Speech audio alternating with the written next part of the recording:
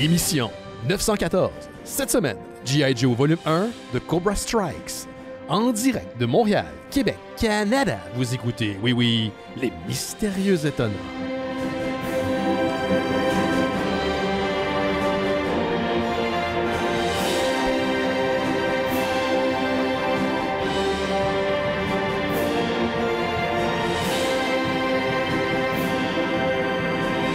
Et bonjour à toutes et à tous, vous écoutez Les Mystérieux Étonnants, une émission en balado-diffusion consacrée au BD et à l'ensemble de la culture populaire. À l'ensemble! Oui, Benoît Mercier au micro et cette semaine, je suis entouré d'une équipe dont les membres vous rappellent que knowing is half the battle. Oh oui! Oui, je vous les présente à Tu l'instant. te souviens-tu les vidéos YouTube un peu weird là, qui reprenaient les voix puis que tu comprenais pas? Non? Non, ça me dit absolument rien.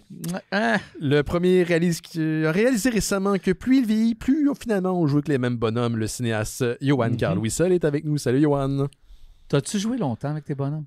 Moi, j'ai joué très longtemps avec mes bonhommes. J'avais des univers différents. Les G.I. Joe, les Turtles, j'ai eu les Tailspin aussi à un moment donné, les Ghostbusters, puis ils en ont fait des side quests, des crossovers, là, j'en ai eu plein quand j'étais jeune. Je me rappelle, un moment donné, ça faisait un petit bout que j'avais pas joué avec mes bonhommes. Tu sais, j'étais rendu trop vieux pour les bonhommes. Mettons quel âge? Je sais pas, j'aimerais ça savoir c'est quel âge que j'avais. Mais je me rappelle les avoir vus, puis je me dis, hey, je vais le faire. Je vais ressortir mes bonhommes. J'avais tellement de fun avec ça. Puis je vais le refaire. Puis de pas être capable de retrouver la magie. Tu sais, je me rappelle, c'était sur le divan, je plaçais tous les bonhommes. Là, j'ai essayé de commencer, mais ça fonctionnait plus. Il y avait quelque chose qui avait cassé. Puis ça m'a fait... Je me rappelle, je le vois visuellement. Je me rappelle à quel point ça m'a fait... la tristesse et de la peine. Il y a un moment donné, quand on est jeune, vous allez jouer ou vous jouez pour la dernière fois avec vos bonhommes puis vous le savez pas. Oui. C'est d'un jeu là, qui est pur et pas forcé. Là. Oui. Puis à un moment donné, puis une autre journée, c'est parti cette affaire-là pour toujours. C'est fou, hein? Puis t'es pas capable de le retrouver. Non. Et juste quand tu as des enfants, puis là, tu le retrouves d'un coup parce que tu le vis à travers eux. Mais c'est quand même pas pareil. Par procuration, mais tu les accompagnes. Puis je pense qu'il y a peut-être l'équivalence ou quelque chose qui est adjacent, c'est les jeux vidéo. Oui. Par les jeux vidéo, il y a ce genre de retour-là. Là, tu tires du gun, là, du vrai gun. Mais dépendamment des titres. Mais en même temps, il y a bien des jeux, si tu y penses, c'est le concept comme si tu contrôlais ton petit bonhomme dans un univers. Et tu retrouves ça. C'est juste que tu as de l'aide de l'imagination de d'autres personnes qui te créent l'univers autour. Exactement. La reine virtuelle dans laquelle on se retrouve. Hey, Johan, d'ailleurs, toi, on te retrouve. Tu es revenu d'un week-end de plusieurs journées à Toronto. Oui, pour le Toronto International Film Festival. Le TIFF. Qu'est-ce que tu allé faire là-bas? Le TIFF. J'étais au TIFF. C'était surtout un voyage d'affaires, rencontrer des partenaires d'affaires et tout ça. Je peux pas rentrer trop dans les détails, mais les choses vont bien. Good. Les choses vont bien. On a rencontré des bonnes personnes. On a eu des beaux meetings.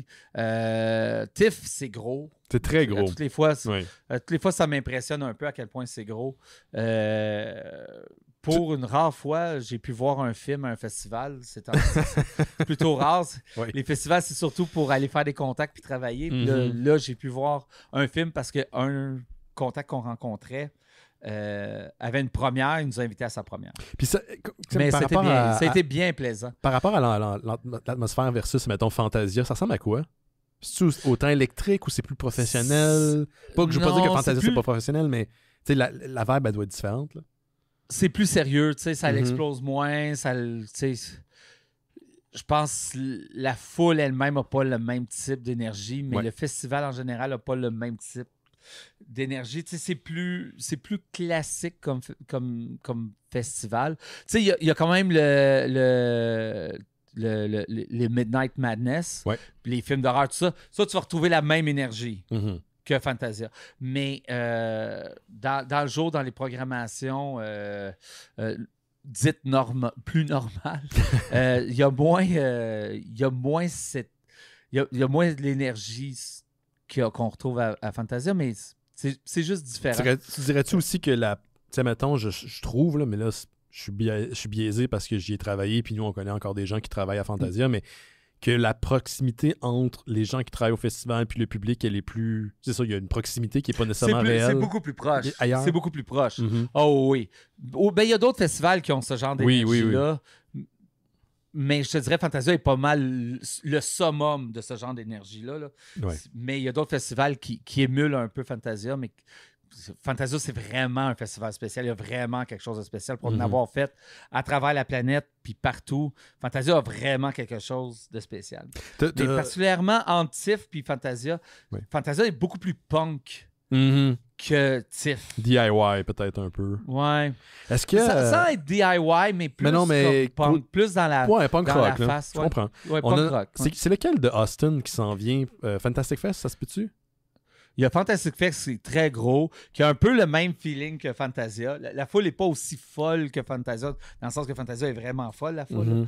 Mais t'as cette énergie-là, puis c'est très punk. Fantastic Fest, c'est très, très punk. Là. En tant que réel, ils vont t'amener dans des... Je suis allé tirer du gun, ben, c'est au Texas. Oui, je l'ai vu en photo. Je suis allé tirer du gun, manger du barbecue. Ils ont plein d'activités vraiment folles autour du festival qui est vraiment le fun. Ils prennent vraiment bien soin des réalisateurs invités. Je le souligne parce que notre ami Rémi Fréchette, avec qui je fais Bifurcation, le podcast exclusif des membres Patreon des Mystérieux Étonnants, a un film qui est Time Man. On l'a reçu à l'émission parce que ça a été présenté dans le cadre du Festival de Spasme l'année passée. Puis c'est un de nos amis, écoute, ça fait partie de l'univers étendu des Mystérieux. Ben, il présente son film Time Man justement au Fantastic Fest. Je pense que c'est au milieu du mois de septembre. Il va prendre l'avion, il va aller là-bas présenter son film. Donc, bravo à Rémi qui a travaillé très, très fort sur ce projet-là puis qui travaille encore sur d'autres projets en même temps. C'est une machine à produire, notre cher Rémi. Donc, je veux juste le souligner qu'il y a du talent québécois qui s'en va aux États-Unis. Puis Fantastic Fest, c'est dans à la Mo Draft House qui présente les films. Les cinémas que je vais avoir ici. Ouais. Oh my God, j'aimerais ça qu'on en ait un. C'est vraiment cool. Puis la bouffe est bonne. La bouffe est bonne. Les pubs sont clairs. Ferme ton crise de téléphone. C'est mon pet peeve. Ils ont sacré à la porte Madonna. C'est pas n'importe qui. Là. Madonna, la chanteuse. Oui. Oui, parce qu'elle ne voulait pas lâcher son téléphone. Ils l'ont averti une fois. Ils l'ont averti 2 fois. Là, elle s'est levée debout, puis elle utilisait son téléphone dans le coin, puis la personne est allée la voir, puis elle dit, vous sortez de la salle. Puis là, Madonna a fait un move à la Madonna. Elle a dit, Do you know who I am? Oh my God. Sais-tu qui je suis? Et ils ont dit, je sais que vous êtes Madonna, je m'en fous. Vous avez entendu le règlement, vous n'êtes pas plus spécial que n'importe qui d'autre. Ah, j'aime ça. The Wow. Ah, j'aime ça, Johan. Ah, j'aime ça, Johan. Oui. En parlant de respect. De trucs uniques, il y a des événements qui s'en viennent. Il y en a 2 dont je dois parler. Un que j'ai teasé la semaine passée. Puis là, je sais pas ce que les gens ont entendu parce qu'il y a un de nos auditeurs, Toggy, qui est sur le Discord des Mystérieux Étonnants, pensait que je parlais entre les branches du retour du personnage de Crafty Ben, mon alter ego qui crée des projets de craft avec des cochonneries qu'on trouve dans notre bac de recyclage. Mais non, c'était pas de ça que je parlais. J'y reviens dans quelques instants, mais juste avant, deux dates importantes. Le samedi 4 octobre, ici, au gym de basket du YMCA de Montréal, c'est au 1435 rue Drummond à Montréal. Il va y avoir le nouveau show de Vidéoville, formation musicale à laquelle Simon Chénier, notre ami Simon Chénier, qui fait l'émission ici, participe. En fait, c'est son band avec Nick et Joe. Ça fait très, très, très, très longtemps qu'ils ont sorti un nouvel album, qu'ils ont fait une prestation devant le public, donc ça risque d'être quelque chose. Et l'événement est gratuit, mais vous pouvez faire des dons. Et ce don-là va être donné pour la cause de l'itinérance ici à Montréal, qui est quand même très importante, en croissance malheureusement depuis des années. Donc le show, je le rappelle, c'est le samedi 4 octobre, c'est le nouveau de Vidéoville, le nouveau show de Vidéoville. Puis ils font ça dans un gym de basket pour un peu rendre hommage, je pense, au clip de, je pense que c'est Nirvana qui se passait dans un gym à un moment donné. Oui. Smell Like Teen Spirit. Exactement, fait que c'est un clin d'œil. C'est ouvert à tous. Les portes ouvrent à 19h30. Le show va commencer à 20h30. Donc, c'est ça. On a le temps de s'en reparler d'ici là. Mais ça, ce qui en est pour Vidéoville. Sinon, ce que j'ai teasé la semaine passée. Johan et moi, on s'est parlé de ça aujourd'hui. J'en ai parlé avec les gars. On a un événement qui s'en vient devant public. On retourne pour une 3e année consécutive au Festival Space pour notre traditionnel spécial d'Halloween des Mystérieux Étonnants. Jarrett Mann, qui est notre ami de l'émission, qui s'occupe du Festival Space, un festival absolument incroyable. Je pense que le festival a 24 ans cette année, il va avoir 25 l'année prochaine. Il nous a demandé ça vous tente de revenir. L'année passée, il nous avait accueillis au Théâtre Plaza. Cette année, on fait le voyage en billet, juste en face, une place qui s'appelle le Hushgang Plaza. C'est A-U-S-G-A-N-G, pardon, Plaza. C'est vraiment une super de belle place. Je suis allé visiter la salle, là. C'est incroyable. Puis tu sais, c'est comme je pense que ça va être mieux aussi pour l'idée d'un... Tu sais, j'étais bien content de faire le Théâtre Plaza, mais des plafonds hauts, une grande salle, c'est pas propice à l'intimité, puis ça joue vraiment sur l'ambiance, sur leur activité. Puis là, on va retrouver, on va être dans notre élément, là. Je pense que c'est vraiment une Christie de belle salle, bien équipée, tout le kit. Donc, ça se passe. C'est déjà annoncé, le spécial d'Halloween des Mystérieux Étonnants, le lundi 27 octobre. Lundi 27 octobre, mettez ça dans vos agendas. Les billets sont déjà en vente sur le site de spasm.ca, spasm.ca, et dans le descriptif de l'épisode que vous écoutez en ce moment, ben, il y a un lien, puis ça vous amène directement vers la page de Spasm pour acheter vos billets. C'est 20$, c'est rendu ça un show, hein, c'est rendu 20$. Donc, il n'y a pas grand-chose qui se fait en bas de 20$. Puis, il faut payer la salle. Ça va servir à ça. L'entrée va servir à payer la salle. Les portes, on s'est dit, tu sais, il y a des gens qui finissent de travailler, mais il faut qu'ils prennent le temps aussi de s'en venir, mais on ne veut pas non plus qu'ils rentrent trop tard parce que c'est un lundi. Les portes trouvent à 18h. Le show lui-même est à 19h. Donc, c'est quand même, je pense que c'est raisonnable. On risque de faire un petit 1h30, 2h. C'est ça qu'on vise habituellement. Puis, vous allez être capable de rentrer à la maison pour être pas scrap le lendemain au travail. Donc, on vous invite à acheter vos billets dès maintenant. C'est sûr que pour le prochain mois, ben non, plus qu'un mois, 2 mois, je vais vous en parler à chaque semaine parce qu'il faut qu'on remplisse la pièce pour pas être dans le déficitaire, justement. Puis pour vous retrouver, parce que c'est rare qu'on fait des lives. À l'Halloween, maintenant, c'est rendu comme une tradition. Puis on veut répéter l'expérience encore une fois. Là, je ne vais pas rentrer dans toutes les annonces, mais on en discutait, Johan et moi, aujourd'hui, puis j'en ai discuté avec les autres gars. On vous prépare quelque chose de bien spécial. Bien rodé. Là, on a 2 mois là, pour se préparer. On n'a pas d'excuses. Puis je pense que les gens vont apprécier. Fait qu'au fur et à mesure qu'on s'approche, peut-être on peut en parler un petit peu plus. Mais il y a quelque chose de spécial pour le spécial d'Halloween des Mystérieux Étonnants qui s'en vient le lundi 27 octobre. Donc, c'est au Hushgang Plaza. C'est le 65-24 rue Saint-Hubert. C'est vraiment une belle place. Ça va être très cool. Achetez vos billets dès maintenant. Quelque chose à rajouter, Johan? Je voulais dire que j'aime ça quand c'est intime. Oui, quand vous aussi. êtes proche. Oui, moi aussi. Quand vous pouvez entendre notre voix douce vous susurrer à l'oreille. Oui. L'année passée, tu n'as pas pu être là. Fait que cette année, ça fait combien de temps que tu n'as pas fait de spécial d'Halloween? Ça fait... 1 an, j'ai juste manqué 1 an. Ah oui, c'est vrai, tu étais là avant. Je suis là avant. Moi, oui, c'est vrai. Moi, je l'ai toujours dit. Si on peut me voir la face, c'est sûr que je vais être là. Moi, j'ai comme mon ego en a besoin. T'as pas tant d'ego que ça, man. J'en ai pas du tout. Ça fait presque 20 ans que je te connais et t'as pas tant d'ego que ça. J'ai plus d'ego que toi. J'ai vraiment pas d'ego. Non. Ton ego est à bonne place. Un ego sain, c'est bon. Mais je pense que tu as un ego sain. J'ai un ego sain? Oui. Ça se dit bien. Oui. Un ego sain. Un ego sain. Donc voilà. Oui. Mais j'ai bien hâte pour le spécial. Donc là, déjà, l'annonce a été mise sur les médias sociaux de Fantasia. Pas de Fantasia, pardon, mais Space. Celui des Mystérieux Étonnants, mais je vous le rappelais semaine après semaine. Ça risque d'être bien cool. J'ai pas brandé nos médias sociaux parce que je pense que Halloween, c'est quand même dans un mois. Là, fait qu'on va se calmer le pompon. Mais comme il faut remplir la place, on en parle dès maintenant. Qu'est-ce que tu as rajouté? Mais on va s'entendre que l'Halloween officiellement a commencé en septembre. D'où tu es rendu? Mais on va quand même tempérer un peu, c'est écœurer trop avec le show. C'est pourquoi là, je sais que c'est l'Halloween bientôt, parce qu'il faisait frais aujourd'hui et j'ai fermé les fenêtres. Ça fait du bien d'avoir fret un peu. Ouais, c'est agréable.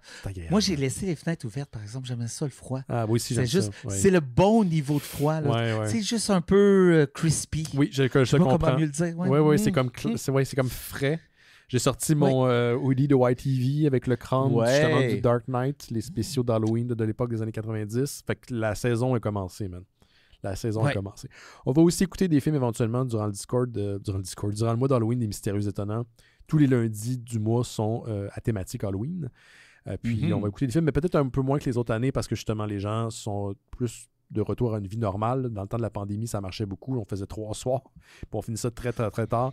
Là, cette année, malheureusement, je pense pas que ça vaille la peine de faire, mettons, 3 soirées, mais on va ramener quelques films, puis il y a des gens déjà qui se sont montrés intéressés à diffuser. C'est un peu d'ailleurs le problème, c'est que moi, je peux pas diffuser autant que les autres années, parce que justement, j'ai un retour de vie relativement normal, contrairement à la pandémie où je sortais pas.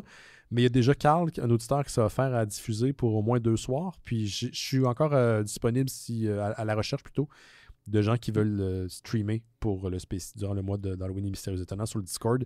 Faites-moi signe à travers Discord, puis je veux prendre votre nom parce que je peux pas faire toutes les soirées comme avant. Là. C'est impossible, là, malheureusement.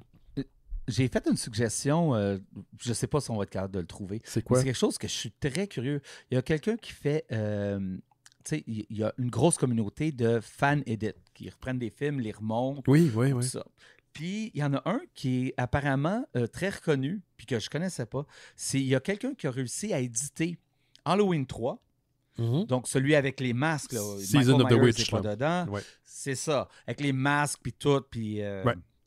Et Halloween 6, celui avec l'univers de Thorn et tout ça, aussi qu'on devient plus dans le mystique, avec la secte, puis tout ça. Oui. Celui avec Paul Rudd. Et il a pris les 2 films pour en faire un seul film d'1h30. Ta gueule, pour vrai? En les spliçant ensemble, puis en remontant le son et tout ça, il paraît que ça fait un résultat super intéressant. Hey! Je sais pas si on va être capable de le trouver, mais je serais tellement curieux de le voir. Je veux voir. Il va y avoir un énorme travail. C'est sûr que ça sera pas parfait parce que quelque part... T'as pas les tracks séparés. C'est pas juste ça. Les acteurs jouent pas dans les mêmes scènes. Donc, de lier les 2 films à 100%, ça va être compliqué. Mais apparemment, ça marche très bien. Puis ça fait quelque chose de super intéressant. Ça peut pas être pire que The Curse of Michael Myers. Ben, franchement. J'ai écouté le Director Scott et le Producer Scott. Puis les deux sont weird. Je l'aime, l'atmosphère dans ce film-là. Ben, franchement. Mais ils sont fucking weird. Ils sont vraiment bizarres. Ouais. C'est-tu le 5 ou c'est le 6? Curse of Michael Myers. Parce que c'est le 6? C'est le 6. Ouais. Le 5 est pas bon, mais le 4 est le fun. Le 4 est le fun.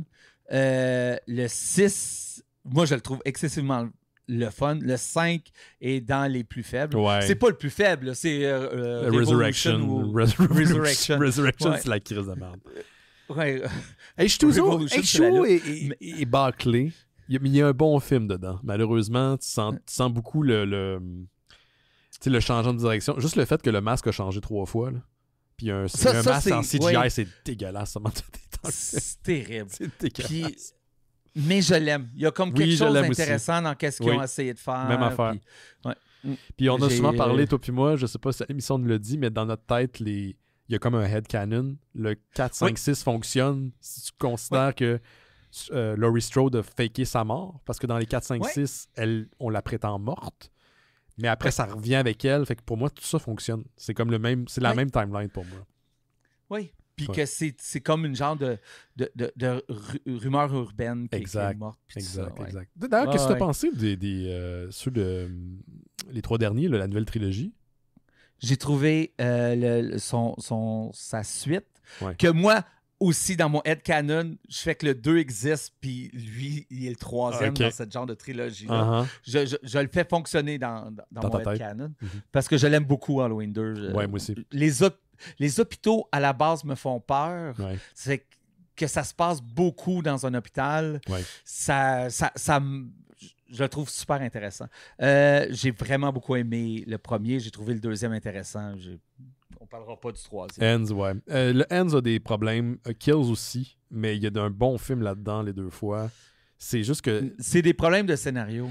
Ouais. Mais parlant de fan edit, je serais curieux de voir quelqu'un qui remonterait le Kills puis End en tant qu'un seul film.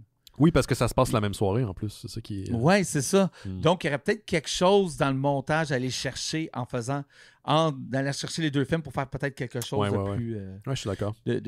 De plus dans mes goûts. Ça veut pas dire que c'est pas bon. Non, c'est ça. Pour toi. C'est moins dans mes goûts. Mais le premier épisode qu'il a fait, je le trouve absolument génial. C'est un de mes Halloween préférés. Il est puissant, il est très fort. Il y a beaucoup de clins d'œil aussi intelligents au reste de la franchise. Il y a un clin d'œil à Season of the Witch. Il y a 3 petits gars qui sont déguisés en sorcière, un en citrouille puis l'autre en squelette.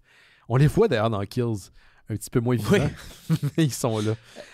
J'aime la scène dans celui-là où c'est qui montre je trouve juste le mot en anglais, le randomness de Michael Myers. Tu sais, quand il passe d'une maison à l'autre pour juste tuer, puis c'est comme un genre de plan qui... C'est un super de beau plan. Un plan séquence qui se rend d'une maison à l'autre, puis il fait juste passer d'une maison à l'autre pour juste faire des victimes. Ça, là, ce plan-là me fait triper bien raide. J'ai adoré le film. Ouais. C'est un super bon film. Vraiment beaucoup. Je trouve où le deuxième Kills s'égare, c'est quand il va dans l'humour. Quand il retourne à sa maison natale, puis là, tu as un couple de... Tu sais, je vais le dire comme ça, là, mais d'homosexuels des années 90. Là, tu sais, quand on représentait les homosexuels comme super fofolles dans les films, c'est comme ça, puis je comprends pas. Je comprends pas la vibe. Ça vient... Je dis pas que tout repose sur cette séquence-là, mais je trouve que c'est gênant, en fait. Comme tu sais, ça a été ça. C'est sorti au début des années 2020, Caris. On n'est pas en 93, là. Mon plus gros problème de cette scène-là, c'est surtout qu'elle ne fait pas avancer l'histoire. Elle est juste là pour ce moment-là. Puis des fois, je me demande si, parce que le premier était un énorme succès, si on lui a pas demandé de faire une suite trop vite. Donnez-lui le temps de prendre son temps d'écrire une suite. Puis même si ça prend... C'est parce qu'on veut battre le fer quand il est chaud. Là. C'est comme, hey, on a un hit, faut tout de suite faire une suite parce que le marketing puis tout ça, ça va être plus facile. Mais des fois, de prendre juste un peu plus son temps, s'il y aurait eu un 3-4 ans entre les deux, puis qu'il y aurait eu le temps de prendre son temps, de son scénario, tout ça, peut-être que ces petits moments-là du 2, parce que le 2, il reste le fun. Là, le 2, le fun. Que le 2 aurait été peut-être mieux fignolé. Là. Mais j'aime comment le 2... Le studio te donne un chèque en blanc pour faire une suite. C'est dur de dire non. Ouais. Tu vas embarquer. Ce que j'aime de Kills et N, c'est qu'il y a des moments très subtils, brillants dans l'écriture, où on sous-entend une nature supranaturelle pour Michael Myers, qui n'est jamais totalement assumée. Là. Dans le sens que ça peut être ça peut être juste que c'est un gars berserk qui est surhumain. Mais ces moments-là, surtout dans Ends, où tu as une impression de passage du pouvoir un peu de Michael Myers, ou c'est un PTSD, c'est un trauma, qu'importe. Moi, j'ai full aimé ce concept-là. Puis c'est jamais complètement... Toi, t'as pas aimé ça, mais j'ai adoré ce bout-là. Ben, c'est 100%. Comme je dis, j'aime pas trop ça en parler, parce que j'aime pas ça bâcher. Oui, je comprends. Mais le scénario a besoin vraiment de l'amour. On est d'accord. Oui. Comme beaucoup, là. Il y a beaucoup de scènes qui ne font aucun sens. Ouais. C'est pas... c'est terrible un peu, là. Mm-hmm. Mais c'est pour ça que je serais curieux de vraiment voir un fan edit de les deux. Tu sais, tu prends tout ce qui est fort du 1, tout ce qui est fort du 2, puis t'en fais un seul film. Je pense qu'il y a un film excessivement excellent. Il y a un film de 2h30, 2h45 que tu peux faire facilement avec ça. Je sais pas, le premier, peut-être presque... non, t'as pas besoin de 2h30. Non? Tu peux aller à 1h45. Ouais. Vraiment, enlève, trim en masse. Fais quelque chose de super contenu avec les deux films. 1h45, je suis sûr que tu peux faire quelque chose d'excellent. OK. C'est Topher Grace qui fait ça énormément. À toutes les fois qu'il finit un rôle, quand il a besoin d'être juste par lui-même puis relaxé, il se fait des fan edits pour juste lui-même. Il a fait ça avec... Topher Grace? Oui. Okay. Il a fait ça avec la trilogie de Lord of the Rings. Il a pris Lord of the Rings puis il en a fait un seul film de 2h10. Il a pris les 3 films de 3 heures chaque, puis il en a fait un seul film de 2h10. Ben, c'est un bel exercice, je trouve. Oui. C'est bon. Ça doit être... Je serais tellement curieux de le voir. Puis lui, il produit beaucoup maintenant. Il fait de l'horreur beaucoup. Oui. Il était passé au Studio Lunac jadis. À l'époque, on était au Studio Lunac, puis je l'ai manqué de peu. Il était venu rencontrer un des BDistes qui était dans le studio avec nous autres pour adapter potentiellement une de ses BD en film d'horreur. Je ne sais pas ce qui est arrivé avec ça, mais on l'a manqué. On l'a manqué de peu. Hey, on va aller de l'avant, Yoann, parce qu'on a quand même pas mal de stock. Puis on a une grosse BD en fin d'émission. Mais my God! Juste avant, on va passer le message vocal de notre auditeur Martin, que ça fait un bout de temps qu'il nous avait écrit, en fait. Puis lui aussi, en fin de semaine, il était à Toronto, mais pour d'autres raisons que toi. Hey, salut les LME, c'est Martin. Hey, je me remets d'un gros week-end à Toronto. Je suis allé voir System of a Down dans un gros stade ouvert. C'était magnifique. Et j'ai une bonne nouvelle pour vous autres. J'ai mon billet pour le spécial d'Halloween. Tout ce qu'il me reste à faire, c'est trouver du carton, des ciseaux, puis de la colle, puis on est en business. Hey, à bientôt la gang! Merci Martin. Martin qui, les dernières années, avait fait des masques en carton, faisait référence à des choses qui se passent à l'émission, des costumes toujours bien poussés. Qu'est-ce que tu allais dire? Le show d'Halloween coûte pas mal moins cher que le show de System of a Down. Oui, il nous a montré ça sur le Discord en fin de semaine. Là. 3 bières, c'est quoi, 58 $? Ouais, 3 bières, c'est 58$. Et son hoodie a coûté 175$. Quelque chose de pense, même. quelque chose comme ça. Ouais. Ça avait de l'air. C'est pour ça que j'ai fait la blague. Là. C'est System of a Down Payment parce que ça a eu l'air à coûter super cher. C'était quelque chose. C'était quelque chose. Mais il était dedans, il était dédié, il voulait y aller. Fait que je pense qu'il y a eu. Je pense qu'il y a eu du fun. Puis c'est drôle parce que c'est avec Martin que je suis allé voir la WWE quand ils sont passés à Montréal récemment. Puis à chaque fois, tu te dis ah, moi, aller là-bas, mais je mangerai pas, je vais pas boire. Mais t'es sur place, tu te dis il faut que tu vives l'expérience. Fait qu'ils finissent par t'avoir. Ouais. C'est comme ça que ça fonctionne. Oh, ouais. Ils le savent. Ouais. Ils tiennent par les couilles, Benoît. Par les couilles! Hey, ouais, très 90s comme référence. Hey, tu veux y aller, Yoann? Qu'est-ce que toi, dans tes nouvelles cette semaine? Oh, hey, t'as-tu entendu dire que... puis c'est pas une rumeur, là, c'est vrai. Oui. Ils vont faire un film de Call of Duty. J'ai vu ça passer, oui, brièvement. Ouais. C'est quand même très cool. Je trouve que ça se porte bien au cinéma. Les story modes de Call of Duty, c'est quand même des gros blockbusters avec des histoires assez rocambolesques et folles. Celui de cette année, là, du Call of Duty de cette année, l'histoire puis le gameplay est vraiment le fun là, pour le story mode. C'est que, sérieusement, ça peut faire un excellent film. Tu sais, puis ils se sont... Comme celui-ci, là, c'est comme un truc d'espionnage, de double agent, de société secrète, tout ça. Là, c'est vraiment le fun. Il y a une belle imagination. Ont-tu spécifié qu'elle a adapté ou on a-tu une idée de c'est quoi la base? J'imagine qu'il n'y a pas de détails pour l'instant.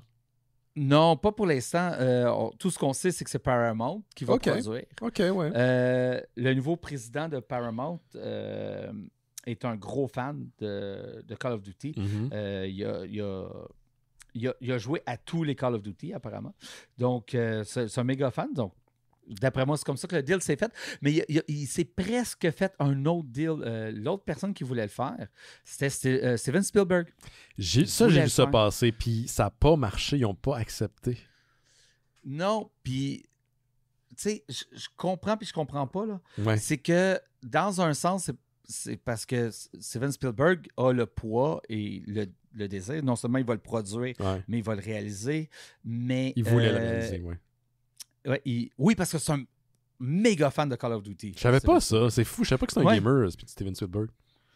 C'est un gros gamer, mais je savais qu'il était un gros gamer. Mais de Call of Duty, ça me surprend quand même. Ouais, moi aussi. J'ai l'impression que c'est plus un gars de point and click. Oui, mais non, apparemment, c'est un gamer.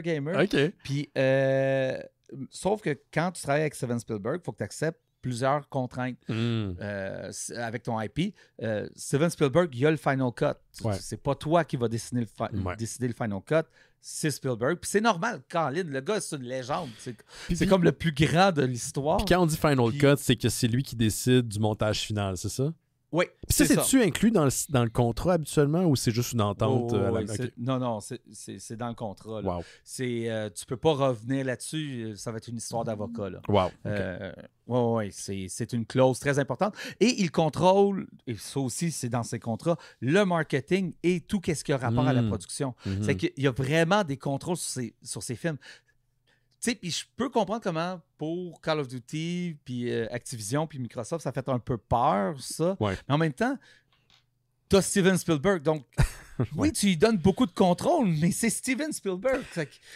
J'ai une autre voie pour toi, Yoann, parce que là, tu me présentes deux chemins. Se pourrait-il, je dis ça de même, mais la réalité, elle nous échappe, hein, que, tu sais, il y a peut-être aussi, je sais pas, dans tout ça, l'ego de psychopathe fonctionnel qui veut pas laisser aller leur pouvoir. Je dis ça, mais je dis rien, là, tu sais. Peut-être.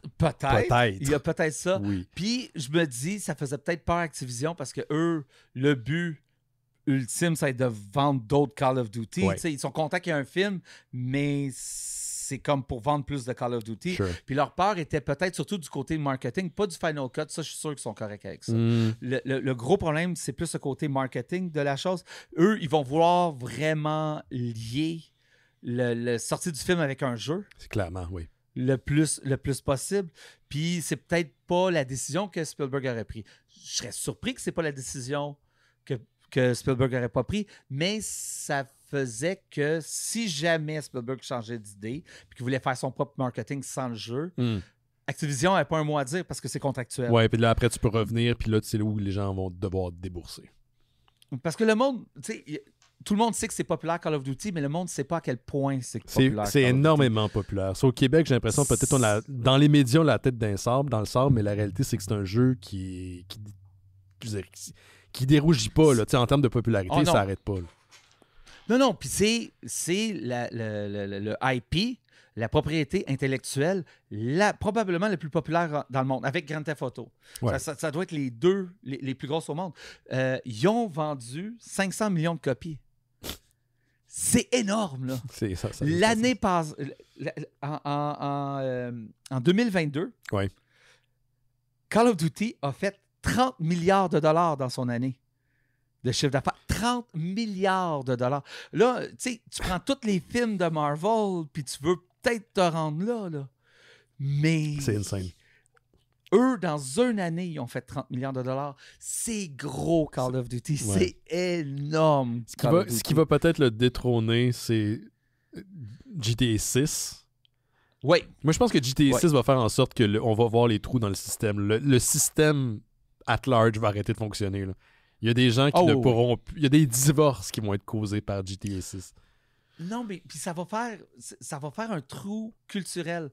Tu sais, on a des amis, ben, pas des amis, mais des créateurs québécois, des connaissances qui ont fait Elizos. Oui. Ben, on a des amis qui travaillent dans le studio, mais comme... En tout cas, bref. On l'a déjà dit, on connaît des gens là-bas. Oui, c'est ça. Bon. C'est ça. Elizos, mais ils sont sortis en même temps que Silksong. Puis je me disais... Ouch! Ça doit faire quand même mal. J'espère que... Parce que le jeu est très bon. Oui, c'est ça. Tu as joué, là. Oui, puis bientôt, je vais arriver avec ma critique. Génial. Mais je veux juste jouer un peu plus parce que je veux que ma critique soit on point. Mais il est sorti en même temps que Silksong, puis je me suis dit, ouch, parce que Silksong a été un genre de Grand Theft Auto 6, puis pas de la grosseur de Grand Theft Auto 6, mais c'était une sortie assez grosse que Steam a planté. Oui, il n'y a pas eu les serveurs de Xbox aussi ont planté ou quelque chose comme ça? Les serveurs de Xbox et les serveurs de PlayStation. Ça faisait 7 ans qu'on l'attendait, c'est la suite de Hollow Knight. Je l'ai downloadé moi aussi en passant. Je l'ai installé. Mais c'est quelque chose, tu sais, c'est comme... C'était fort comme sortie et c'est même pas un peu proche que qu'est-ce que va être Grand Theft Auto 6. C'est même pas dans le même univers. C'est quand tu dis... Je voudrais pas être un film qui sort pendant Grand Theft Auto 6. Tu veux rien. Je voudrais pas être un album de musique. Non. Je voudrais pas être une BD. Je voudrais pas être un jeu. Je voudrais être... Pendant au moins 2 mois, il n'y a rien d'autre. Je veux pas mourir dans cette période-là. Vous allez pas venir à mes funérailles. Oui, c'est ça. Mais... C'est ce que Ben aurait voulu. C'est ce que Ben aurait voulu, puis il tue du monde dans Grand Theft. Pas d'offense, je t'aime Ben, mais Grand Theft Auto 6. Mais... Non, mais ça va faire un vortex énorme qui va absorber tout. Ah ouais, là. Man, ça va être fou. Tu sais, il n'y a rien qui va pouvoir compétitionner à aucun niveau. Tu sais, le Canadien de Montréal ne pourra pas compétitionner avec ça. Non, je pense que les gens ne savent pas à quel point ça va être un ran-de-marée qui va tout arracher. C'est capoté. C'est l'ultime jeu attendu, là. Oui. En tout cas, ça va être facile. J'ai hâte. J'ai hâte parce que ça va être fascinant, la sortie du jeu. Laisse-moi te poser une question parce que tu as parlé de Call of Duty. Puis la dernière fois, tu avais dit qu'à cause des critiques des joueurs, là, finalement, on avait accepté de prendre les skins du jeu que vous aviez acheté. Par exemple, Jay Silent Bob, les Ninja Turtles, ceux de la dernière saison, on pouvait les transférer dans la nouvelle. Puis là, finalement, ça... Les fans! Ouais. Les fans ont chialé de ça parce que là, ils trouvent que Call of Duty... En partant de Call of Duty, c'est un jeu qui est quand même très rapide. Tu slides, tu sautes. Tu sais, c'est pas vraiment de la vraie guerre, là. C'est plus un jeu d'action, là. Mais les fans trouvaient qu'il y avait trop de Jay and Silent Bob, puis Family Guy, puis Beavis and Butthead, comme dans le jeu. C'est le fou. Moi, c'est cool, ça. Je vois pas le problème. Moi, je voyais zéro problème avec ça. Puis j'étais content parce que mes skins que j'avais dans le 6, j'aurais pu les utiliser dans le 7. Exactement. Là, ça tu peux pas. Suivait. C'est ça. Là, finalement, tu perds le cash. Ils ont écouté la communauté et ils ont fait ils veulent pas que ça suive. On le fera pas suivre. Puis on dit, on va faire des skins plus militaires. à la place. Mais en réalité, là, eux, ils sont morts de rire. Ils se sont dit, on va leur revendre des skins. C'est ça qu'ils veulent. Ils veulent acheter plein de skins qu'ils peuvent utiliser juste 1 an puis qu'ils peuvent plus jamais réutiliser. On peut pas avoir des bonnes choses, là. Pourquoi?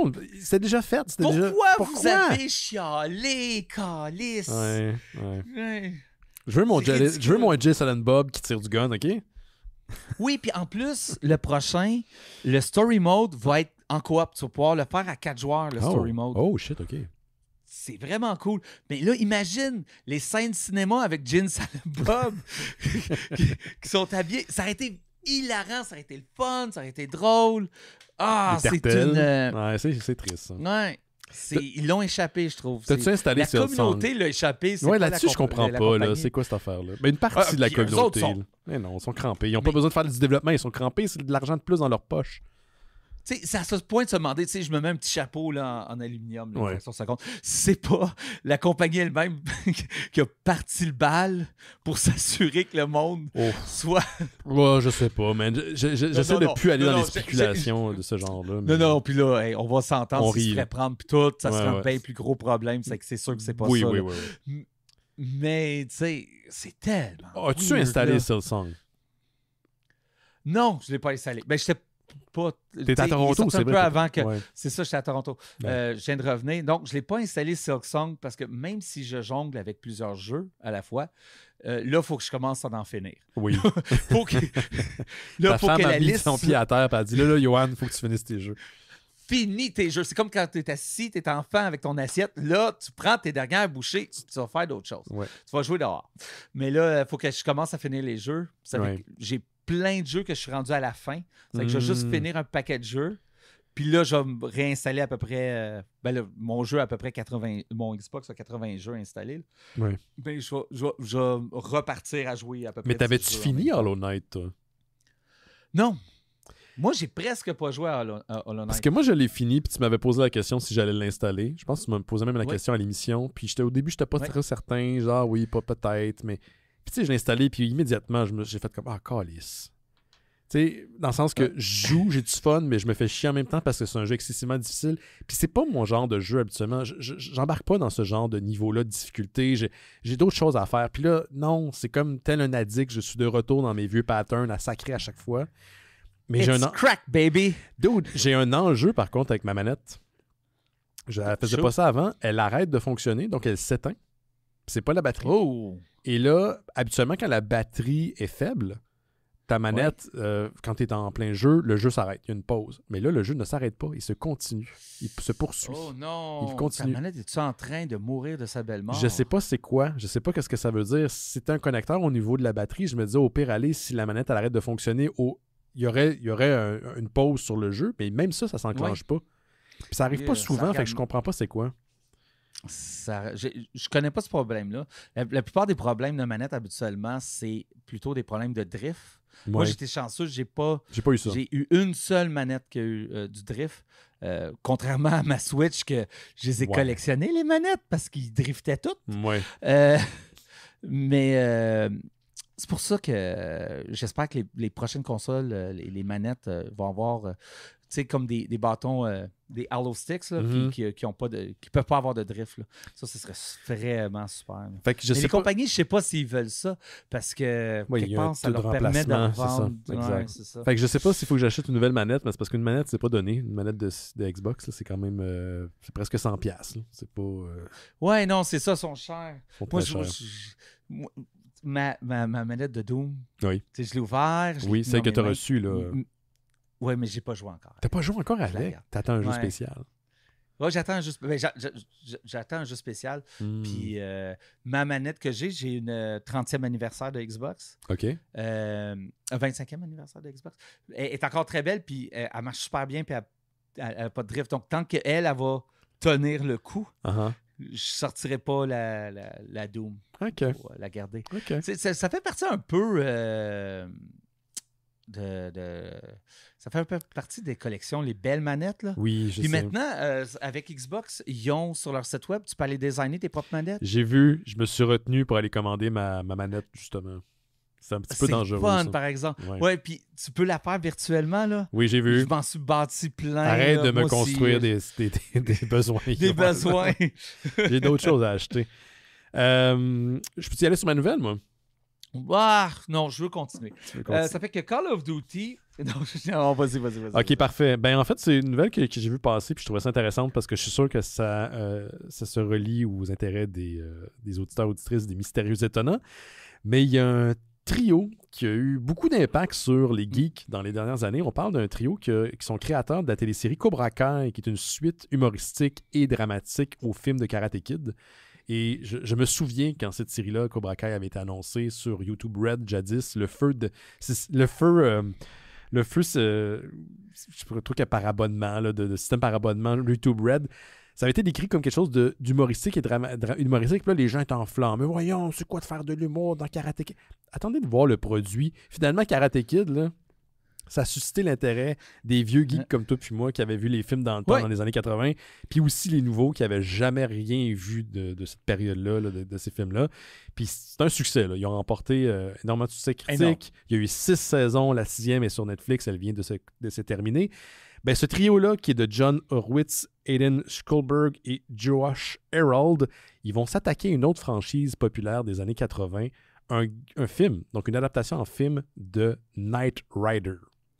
Knight Rider, populaire série de NBC qui mettait en vedette David Hasselhoff dans le rôle de Michael Knight, qui a été diffusé pendant 4 saisons de 82 à 86 et qui, peu de gens le savent, mais a engendré des suites, dont Team Knight Rider, qui est une série absolument épouvantable, et même un genre de reboot avec le fils de Michael Knight au début des années 2000. Puis même ça n'a pas avec vraiment fonctionné. Avec une Mustang, exactement. C'est une Mustang au lieu de je pense que c'est une Camaro. Exactement. C'est une Trans Am intelligente. Trans Am. Ouais, exactement. Kit.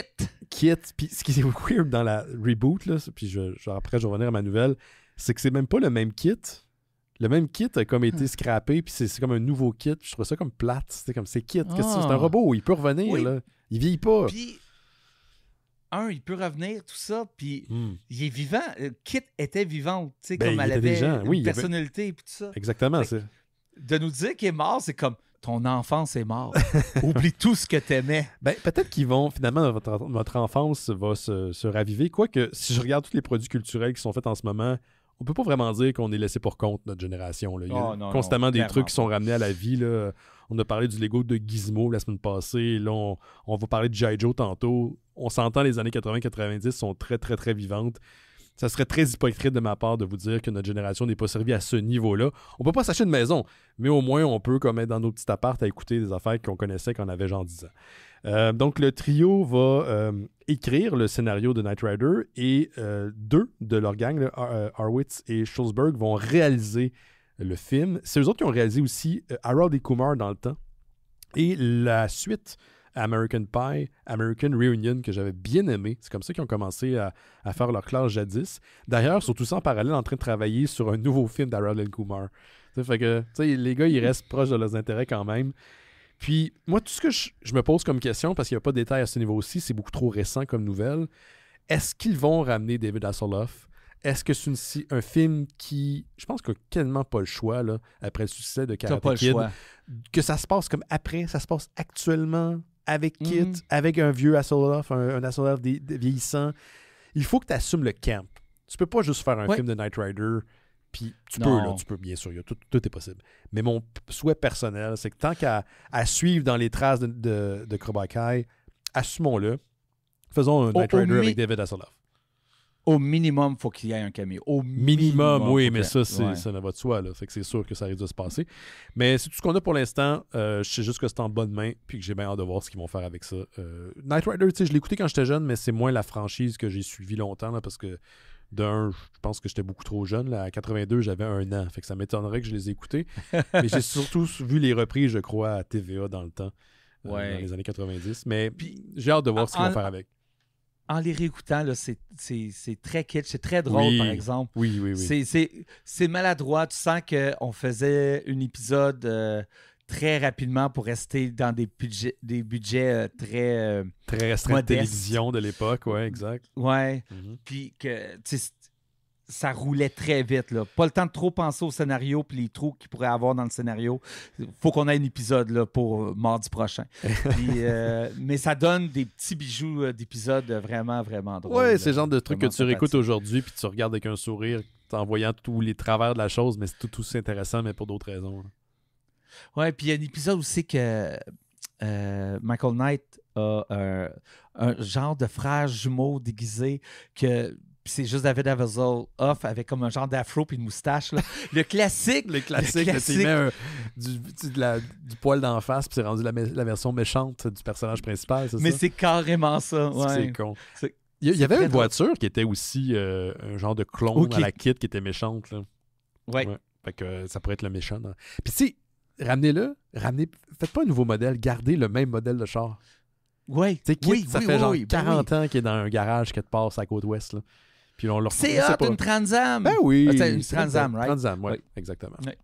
Bon, Ça, c'est hot, une Transam. ben oui, ça a la Caroline. gueule. Toutes les... Ça, c'est l'affaire, un pet peeve que je trouve weird, là, mais que je devrais peut-être pas avoir, mais toutes les autos maintenant se ressemblent. Il y a comme plus d'âme dans les voitures. Ben, Tu sais, il y en a quelques-unes qui se démarquent, certaines qui sont très, très laides, oui, mais... je te regarde Cybertruck. Oui. Mais dans le temps, il me semble que les autos avaient une personnalité, il y avait un look, il y avait quelque chose de créatif autour de l'auto que tu t'achetais. Puis je trouve que tout se ressemble un peu maintenant, c'est un peu triste. C'est soit ça ou soit on vieillit, man. Ah, Les c'est deux. peut-être ça. C'est peut-être un des deux. Oh, oui, plus ça va, plus je suis un vieux monsieur qui crie, Ah ouais, qui ouais. chiale après les nuages. Ah oui, c'est des fois je me Ouais. vois aller. Puis t'es rendu un vieux monsieur qui tire au nuage. Ouais. Je te donne la parole, Yoann. Qu'est-ce que t'avais, toi, de ton bord? Ben, on a joué un peu à Helldiver 2. Hein? Yes, pas beaucoup. Parce que là, vous étiez occupés, là. Vous êtes allé à Toronto, mais j'ai eu du fun, man. Il est maintenant disponible On sur a Xbox. fait quelques dives. Oui, parlant de ça, Oui. avant qu'on parle de notre expérience Oui. Xbox, dans les 6 premiers jours du jeu, Sur Xbox. quand il était sorti, oui, sur Xbox, quand il était sorti sur PlayStation, PlayStation avait vendu 633 000 copies, OK. qui est quand même C'est- très, très, très beau. Et dans les mêmes 6 jours sur Xbox, ils en ont vendu plus de 1 million. de Money copies. talks, dude. Money talks. Fait que regarde ce qui s'en vient, là. Sony a regardé son compte en banque, ils se sont dit « Eh, boy, hein? Faut qu'on réfléchisse. » À nos modèles de Parce distribution. que Oui. c'est un hit. Yes. Puis tant mieux, Colin, qu'on se retrouve à jouer tout le monde ensemble, quelle que soit votre console ou votre PC ou que vous êtes. Unis pour On la est démocratie, tous dude. ensemble, unis pour la démocratie, pour tuer ces vilaines bébites sur cette planète. Oui. À travers Hey, la c'est galaxie. Starship Trooper mur à Hey, mur. Là. le seul hic que ben, c'est pas un X, mais c'est une observation que j'ai, c'est que je me dis crime que les ayants droit de Starship Troopers ont matière à actionner Sony parce que c'est à peine caché. Là. C'est carrément une adaptation de Starship Trooper. Puis j'aime ce côté-là, c'est très assumé, complètement ridicule, puis facho-friendly dans le sens, dans l'esthétisme, c'est brutaliste, puis oui, c'est de la démocratie, mais c'est pas tant de la démocratie qu'on est en train de protéger en tant que joueur. Mais tout est là pour pour avoir une cause, je pense, qui est acceptable là, devant les tribunaux. Puis là, hein. on n'a pas encore essayé tous les types de planètes. Non. Moi, j'ai essayé une ou deux fois les robots. OK. C'est tough. Ah, les robots, c'est vraiment Les robots étant les ennemis, c'est ça? Ouais, c'est ça. Tout à coup, tu te retrouves sur une planète qui fait beaucoup plus Terminator. OK. Les ennemis font plus comme une gang de Terminator donc tu dois te battre, mais il y a aussi des tanks robots, puis des robots géants, puis ils sont vraiment tough. Puis, qu'est-ce qu'on a fait surtout, c'était se battre contre les insectes. Qui est très cool, très satisfaisant quand tu tires dans le tas. Hein? Il y a comme une sensation au gun. Oui, Il y a une sensation Oui. aux impacts quand Oui. on les frappe. 100%. Que c'est rare que c'est si réussi. Tu sais, il y a Call of Duty qui fait excessivement bien Ouais, ça, ouais. les impacts et les fusils. Mais là, je trouvais que c'est vraiment réussi. Ouais, il y a de quoi de satisfaisant Moi, quand tu as une espèce de swarm qui t'attaque, puis là, tu dois te défendre, puis t'en tires une coupe, puis là, tu dois courir, puis Puis là, t'es plein de jus. t'es plein de jus, de sang C'est d'insectes. tout dégueulasse T'es de jus. dégueulasse. Puis si tu meurs pas, tu restes plein de jus. Tu Ouais. retournes à ton vaisseau plein de jus. Exact. Puis ça, je trouve que c'est tellement... C'est ce genre de petits détails-là que je fais... qui trippait parce qu'on jouait toi, moi, Anouk, puis Thierry. Ouais, Thierry qui est un ami pas de là. nous sur le Discord. On a joué...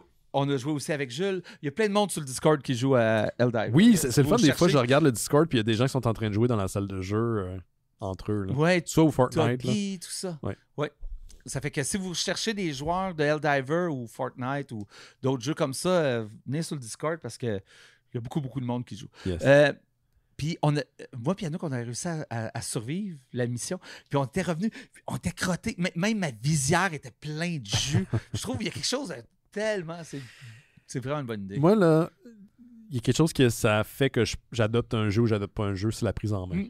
J'ai pas de patience pour quand il y a trop de brettage, puis de gossage, puis 10 000 trucs à apprendre, parce que pas parce que le jeu ça fait en sorte que le jeu est pas bon, mais j'ai comme pas de patience envers moi-même d'essayer de... Puis là, je dois dire que la prise en main, au début, me faisait très peur, surtout qu'il y a des choses que tu dois, mettons, appeler de ton vaisseau qui est dans l'espace en faisant des combinaisons de touches. Comme dit Anouk, tu fais des petites passes de Denzel's Revolution Absolument. pour amener des lasers. Absolument. Droite, gauche, en haut, puis là, tu t'envoies ta petite grenade, puis là, ça envoie une capsule, puis cette capsule-là, il va te sortir des armes. Puis finalement, la prise en main est vraiment bien. Rapidement, tu comprends un peu là, la mécanique. Je trouve les mécaniques intelligentes. Il y a un challenge. T'es comme en même temps, ils te laissent pas à toi-même dans le sens que si tu connais pas les combinaisons pour summoner telle affaire, puis il y a moyen de l'apprendre, là, ils vont apparaître à l'écran. C'est assez clair rapidement qu'est-ce que tu as à faire. Puis tu sais, quand j'ai joué avec vous autres, j'ai pas senti que je ralentissais le groupe, chose que habituellement je sens quand je ne maîtrise pas un jeu. Puis là, oubliez ça, vous pouvez argumenter, mais je vais crisser mon camp. Mais là, j'ai eu du fun. Là, j'ai vraiment eu du fun au point où je trouve ça plate. On n'a pas joué depuis. Mais il va falloir qu'on s'y remette parce que je pense que c'est un jeu qui sûr a qu'on va rejouer. Beaucoup de jouabilité derrière. Là. Puis, j'aime les moments de chaos complet. Parce que on peut s'entretuer. Oui, il y a du friendly fire. Chose que je pensais qu'elle allait m'énerver plus que... Mais non. Mais ça rend l'expérience hilarante, drôle. Une fois, on jouait avec Thierry, Anouk puis moi. Oui. Puis on était juste à la fin de la mission, puis elle était tough, la mission. Ouais. On a réussi de se rendre de justesse. Et là, par accident, Thierry nous a napalmé. on se roulait dans le feu. Puis le jet s'en venait, mais on se roulait dans le feu devant le jet. Puis ça rend le jeu chaotique. Ah, c'est le fun. Drôle. Il y a juste Anouk qui a réussi à s'en sortir. Il y a une autre fois où on a joué avec un auditeur, Jules. Oui. C'est lui, Jules. Ça crée une bombe de napalm pas trop Thierry qui est pas trop loin. Puis juste une coche proche. Puis là, on est comme sacrément. Là, ça sautait, mais ça s'en venait de plus en plus proche. On était tabarnak. Comment ça, à un moment donné? On attendait le jet pour s'en sortir. Puis Jules, c'est trop proche. Jules, c'est trop proche. Non, on va être correct. C'est trop proche, Jules, c'est trop proche. Tu sais, quand t'étais jeune, puis tu savais que tes parents mentaient pour pas te stresser, là. Moi, je chantais ça dans la voix de Jules qui était ouais, ça va être correct. Il était pas convaincu. Jules et papa, il sait comment mentir à des enfants, mais pas à des adultes. On sentait qu'il était un peu stressé, pareil. Pendant qu'il nous promettait qu'on allait survivre. Mais il y a ce côté-là aussi, c'est ça de se dépêcher vers le vaisseau à la fin pour évacuer, qui me fait beaucoup penser à Left 4 Dead. C'est une mécanique dans Left 4 Dead où à la fin, il fallait que tu évacues. Puis ça, je trouve que ça rajoute tellement quelque chose. J'ai vu des let's play depuis qu'on a commencé à jouer où tu as quelqu'un qui se dit « Hey, on va y arriver. » Puis il dit bon, puis les gars, ils rentrent dans le vaisseau, mais il actionne le départ, puis il laisse tous ses amis là, genre, par accident, puis il est comme oh non, puis tu sais, c'est ce qu'on appelle une anecdote factory. Là. Il y a tellement de possibilités dans la jouabilité que tu vas avoir des moments. Tu sais, je me souviens de moments quand je jouais en Left 4 Dead il y a presque 12-15 ans de ça, que c'était comme j'y étais, tu sais, puis que j'ai ri. Il y a un potentiel avec Helldivers 2. Ouais.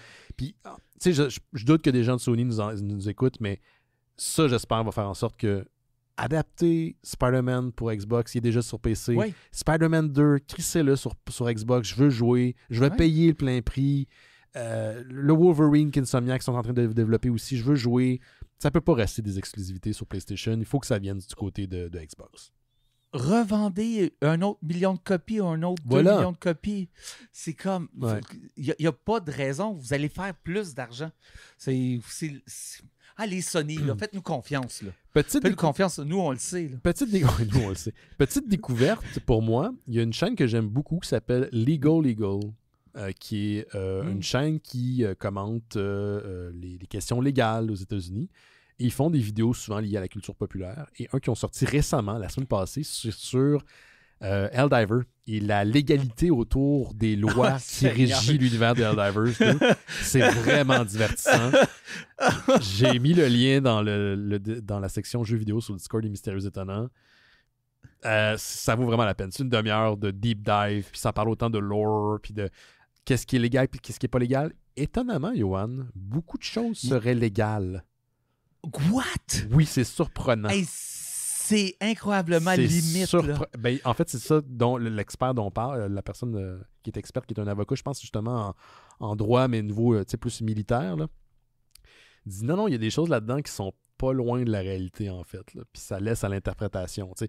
Il y a des choses en justice comme ailleurs que c'est plus une question de tradition que de loi formelle.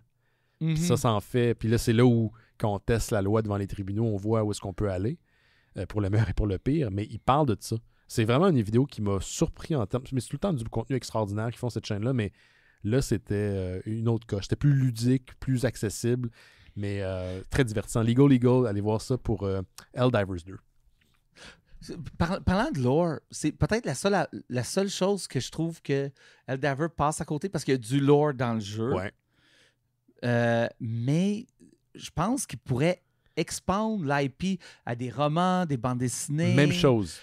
Je pense que ça serait compliqué peut-être de faire des films parce que c'est peut-être trop proche de Starship Troopers. Un dessin animé peut-être. Un dessin animé. Oui. Un Netflix série. Mais c'est drôle parce que quand on a commencé à jouer, je me suis dit je vais essayer de tomber dans un deep dive de lore. Parce que moi, j'aime bien les lore de ces univers-là qui sont imaginaires. Et je me suis rendu compte qu'il n'y avait rien. Il n'y a pas de roman pour l'instant. Il n'y a pas de comic book. Il y a du lore que tu comprends à travers les choses qu'on dit ou les Easter eggs qu'il y a dans le jeu. Mais comme tel, du lore développé, il n'y en a pas. Non, c'est ça. Occasion manquée pour l'instant. Oui, pour de vrai. En tout cas, j'espère qu'ils vont explorer la franchise encore plus loin. De toute façon, c'est un succès énorme, le jeu. Ouais. Toi, tu qui fais des prédictions, Yoann, tu l'avais prédit qu'éventuellement Helldivers allait tomber sur Xbox. Est-ce que tu penses que les ventes dont tu as parlé tantôt vont faire en sorte que là, on va ouvrir les portes du côté de Sony? Ça va encore, ça sera pas demain parce que c'est une compagnie japonaise puis ça bouge pas très vite. Mais ils vont continuer d'en sortir. C'est pas le choix, c'est trop d'argent. C'est trop de revenus. Ouais. Puis il s'est vendu plus de PlayStation 5 que de Xbox cette génération-ci. Puis malgré ça, Microsoft fait autant de revenus que PlayStation. Qu'est-ce qui explique ça? Il y a plus de jeux qui sont vendus sur Xbox, c'est ça? Il y a plus de jeux qui sont vendus sur Xbox. Les gens qui achètent des Xbox sont portés à dépenser plus. Et Xbox a 100%... Ils sortent leurs jeux en même temps sur la console que sur leur PC. C'est qu'au bout du compte, c'est une question de revenus. Ouais. C'est sûr que Sony regarde les chiffres du côté de Microsoft et ils sont comme si on fait la même chose, on va faire plus d'argent qu'eux autres. C'est que... Money talks, dude. Oui, money talks. Money talks. Ouais. Qu'est-ce que tu avais de ton bord, Yoann? Ben, c'est pas mal Helldivers que je voulais parler. OK, bon, ben on est dedans. Parfait. Ben, il vient de sortir une expansion. Oui, c'est ça, mais il est gratuit d'ailleurs là, quand vous avez acheté le jeu. Là. Oui, c'est ça. Ouais. C'est une expansion gratuite que ça va générer au hasard des cavernes. Oui, j'ai vu ça. Sur les planètes. Puis on va pouvoir descendre dans les cavernes. Et il a l'air d'avoir des boss gigantesques, gros comme des buildings. Ouais. Je pense, j'ai déjà peur. Le nombre de fois qu'on se met à paniquer. Oui, je sais. Oh my God, t'es entouré, go. Puis là, t'essaies de fermer les trous des insectes pour pas qu'ils continuent à sortir. Mais là, tu te retournes puis t'oublies que c'est une grenade que t'as dans les mains puis pas ton gun, c'est que tu commences à tirer puis à la place de tirer sur l'insecte, t'envoies une grenade en pleine en face de tes amis. Puis là, tu vois tes amis exploser. C'est tellement... Il y a un truc qui se passe dans ce jeu-là aussi qui moi, me dit que ce jeu-là est très proche, très collé sur la réalité. C'est le nombre de fois que j'ai failli te tirer dans la tête quand je tirais et te passer devant moi. Là. Je sais que si toi puis moi on va au front, c'est exactement comme ça que tu vas mourir. C'est dans les premières minutes.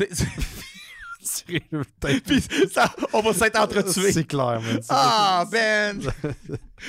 On peut pas aller au front, c'est ça. Bon. Non. Bon, on est trop vieux, de toute façon, ils nous accepteraient pas. On est là juste pour voir la fin de toute chose, c'est le fun. Hey, je vais passer, j'ai une autre petite nouvelle, 2 petites nouvelles vraiment rapidos, si tu me le permets, Johan. La première, c'est concernant Alien Romulus, la suite d'Alien Romulus, le premier, en fait, qui avait remporté 350 millions pour 20th Century Studios, ce qui a permis, d'ailleurs, d'obtenir un feu vert rapidement pour une suite, pour un 2. Donc, ou une suite, c'est pas vraiment un 2 parce que c'est dans l'univers d'Aliens, puis il y en a eu plein d'autres, là, mais une suite Aliens Romulus. Le film avait été co-scénarisé et réalisé par un réal que j'aime beaucoup qui s'appelle Fede Alvarez, que j'avais rencontré d'ailleurs à Fantasia il y a plusieurs années de ça. Super sympathique. On a fini par faire des shots avec lui au bar la dernière soirée. C'était vraiment extraordinaire. Mais c'est un bon réal. J'aime beaucoup ce qu'il fait. Il avait réalisé la refonte de Evil Dead. Il avait aussi fait Don't Breed. Le premier était super bon. Puis là, on rapporte... puis là, on avait cru que comme on avait obtenu le faveur rapidement pour une suite à Romulus, que Fede Alvarez allait encore une fois co-scénariser et réaliser le film. Puis finalement, ça s'avère ne pas être le cas. Il était récemment en entrevue et il a admis que, pas admis, mais il a annoncé que le scénario avait été complété. Scénario qu'il a coécrit avec un certain Rodo Sayagas, avec qui il avait travaillé sur le premier scénario, Mais finalement, le studio est à la recherche d'un nouveau réalisateur. Il ne veut pas s'engager dans une suite. Ce qui est quand même un move intéressant, je pense, pour un réal qui veut diversifier un peu ses projets, qui ne veut pas être associé nécessairement à un IP. Donc, il a co-scénarisé le scénario. Cette partie-là est faite, mais en ce moment, il sera que... je dis que c'est quand même une job importante, là, mais il va être producteur aux côtés de Ridley Scott sur la suite, mais il ne sera pas à la barre du film en tant que réalisateur. Puis, tu sais, dans des films de studio avec autant d'argent, le producteur a quand même beaucoup de pouvoir. Ouais, qu'est-ce qu'il fait, lui? Mettons, lui puis Ridley Scott, c'est juste que ils sont sur le Zoom call puis ils peuvent donner leur opinion ou ils ont d'autres impacts que ça? Oui, mais tu sais, ils vont être là probablement tous les jours. Tout ça, tu sais, c'est pas eux autres qui vont aller dans le budget puis calculer le crédit d'impôt pour savoir puis comment qu'on peut le remettre en direction artistique au lieu de le mettre en telle autre chose. Oui. Ça va être vraiment des producteurs qui vont être plus là du côté créatif. Ils vont donner des notes sur le script, ils vont donner des notes pendant le tournage. Ils vont surtout sur ce genre de budget-là. Moi, je fais dans le film indépendant pas mal. Mon budget, ça ne ressemble pas à un film comme ça. Non. Mais tu sais, des fois, ils vont tourner pendant une semaine, ils vont regarder qu'est-ce qu'ils ont tourné, puis on dit on ne s'en va pas dans la bonne direction, puis ils vont retourner cette semaine-là. Là. Tu sais, il va y avoir du pouvoir là, il va y avoir du pouvoir pendant le montage, tout ça. Ouais. C'est vraiment des producteurs qui sont là de façon créative, là, vraiment. Écoute, moi j'ai hâte de voir son prochain projet. C'est un gars que j'aime bien. Il est pas, comment je pourrais dire ça, comment je peux juger ça? Je peux pas dire qu'il est pas productif parce qu'il a fait quand même des bons films, mais je m'attendais à ce que son output de film soit plus important, par exemple, qu'il en avait fait plus depuis ses débuts. Mais à chaque fois, parce que les films que moi j'ai vus de lui sont très solides. Je dis pas que Romulus n'a pas ses problèmes scénaristiques d'ailleurs. Je trouve qu'il y a des moments où on fait beaucoup trop référence aux autres films. Scénaristiquement, il y a des choses qui marchent moins bien. Mais en termes de réalisation, c'est un des bons films d'Alien que j'ai vu dans les dernières années. Je trouve que des trucs comme Covenant et autres, on a édulcoré un peu la franchise. On a mis beaucoup trop d'eau dans le vin, puis ça goûte juste l'eau maintenant, au final. Là, on revenait un petit peu aux sources. Fait que j'ai hâte de voir ce qu'il va faire prochainement. Je le vois très bien réaliser je dis n'importe quoi, peut-être ça va faire graisser des dents aux gens, mais je le vois très bien réaliser un Marvel ou réaliser un truc pour 20th Century Studios. Peut-être un Predator, parce que Alien et Predator, dans les dernières années, entre autres à cause de l'achat de Disney de 20th Century Fox, l'intérêt est revenu sur Alien, ça est revenu sur Predator. C'est des franchises qui ont eu des moments un peu plus difficiles dans les dernières années. Puis là, on semble essayer de mettre un certain momentum vers un côté créatif. Puis écoute, pas parfait encore une fois, mais je trouve ça plus intéressant que le creux de la vague comme Alien vs Predator ou Quayam et autres, où est-ce que là, on était ailleurs. Là. C'était pas ce niveau de qualité. J'ai pas commencé Alien Earth. Je l'ai commencé et j'ai fait une mini-critique parce que justement la série n'était pas finie, donc je me permettais juste de donner mes impressions. J'ai beaucoup aimé initialement le ton. Et depuis, je dois dire que je ne sais plus où est-ce que j'en suis. C'est vraiment bizarre comme série. Je ne peux pas dire que j'aime pas ça. Je peux pas dire que c'est pas bon, parce que j'aime ça quand on prend une franchise qui est connue et on va dans des directions qui surprend. Mais c'est weird. C'est la seule chose que je peux... Là, les premiers épisodes étaient plus orienté action maintenant, dans le temps. Là, c'est juste weird. On explore des trucs plus high concept, surtout liés à l'intelligence artificielle. C'est bizarre. Je sais pas où on en est. Je sais pas quoi en penser. Puis j'ai l'impression que je dois attendre la fin de la franchise ou de la série, pardon, pour vraiment me faire une tête. Puis c'est bien correct. C'est comme ça que... Ouais. Mais OK, correct. c'est spécial. Attends la fin. Ouais, c'est ça. Je pense que je vais la binger en quelques jours. Exact. Je pense que c'est ça. Ouais. Je pense que c'est ça. Mais il y a des trucs qui sont très, très, très efficaces. Il y a des scènes qui m'ont donné des frissons dans le dos parce qu'il n'y a pas juste des aliens dans la série. Il y a d'autres types de créatures, là. Dont une qui ressemble beaucoup à notre mascotte d'Halloween qui s'appelle Blinky, tu sais, qui est notre œil avec des ailes, là. Puis cette affaire-là m'a fait un petit peu... j'ai eu la chienne, là. Tu sais, c'est vraiment des moments comme... on est dans le body horror, là. Mais c'est spécial. C'est bien spécial. OK. Autre nouvelle, Johan, tu me le permets. Je parlais tantôt des années 80-90. Puis une bébite incontournable. Oui, une bébite incontournable des années 90, c'est Spawn, qui perdure à ce jour, qui n'arrête pas, qui est rendu à 300 numéros, puis c'est tout à l'honneur de son créateur, Todd McFarlane. Ben, il va y avoir un 3e volume de ce qu'on appelle les Vault Edition. Les Vault Edition, c'est des éditions grand format, noir et blanc. On parle de 12 par 17 pouces. Cartonné. C'est une édition de luxe quand même. Et la prochaine édition, qui est le volume 3, va être centrée sur l'art de Greg Capullo, qui est un excellent dessinateur qui a travaillé pour plein de majors aux États-Unis, dont DC récemment, avec sa série sur Batman. Il a travaillé auprès de Scott Snyder. Mais pendant longtemps, il a travaillé sur Spawn. Puis un peu, son passage a comme marqué beaucoup le personnage. C'est un peu devenu pas le statu quo ou la forme définitive de Spawn, mais tu sais que son influence est encore là aujourd'hui. C'est un Spawn excessivement dynamique, très détaillé. J'aime beaucoup le style de Capullo, qui a énormément d'énergie dedans. Donc, en janvier prochain, janvier 2026, il va y avoir une édition de ses œuvres qui vont faire partie du Vault Edition. C'est le Vault Edition, en fait, qui va être dédié à son travail. Dans celui-ci, vous allez trouver toutes les couvertures, toutes les pages des Spawns sur lesquels il a travaillé. Donc, le numéro 16 à 20, le numéro 35 à 37, le numéro 39 et le numéro 50. Si vous voulez vous procurer le Vault Edition volume 3 avec Greg Capullo, l'art de Greg Capullo dedans, n'attendez pas parce que le 1 et le 2, qui sont maintenant rendus en rupture de stock, vaut dans les 600 $, en usagé sur Internet. Ouais. Wow! Yes. Donc, c'est quand même énorme. Bon, initialement, le titre va être disponible dans les comic shops en premier. Donc, c'est pas une sortie at large, là. On parle vraiment d'une sortie le 7 janvier 2026 dans les comic shops.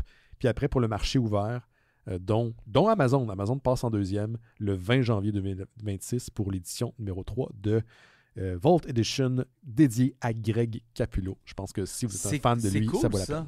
Ouais. Mais c'est cool qu'on priorise les comic shops. Sure. Et on a besoin des comic shops. Tu sais, je veux dire, ouais. Autant que ça peut être pratique des fois d'acheter sur Amazon, je comprends l'impulsion.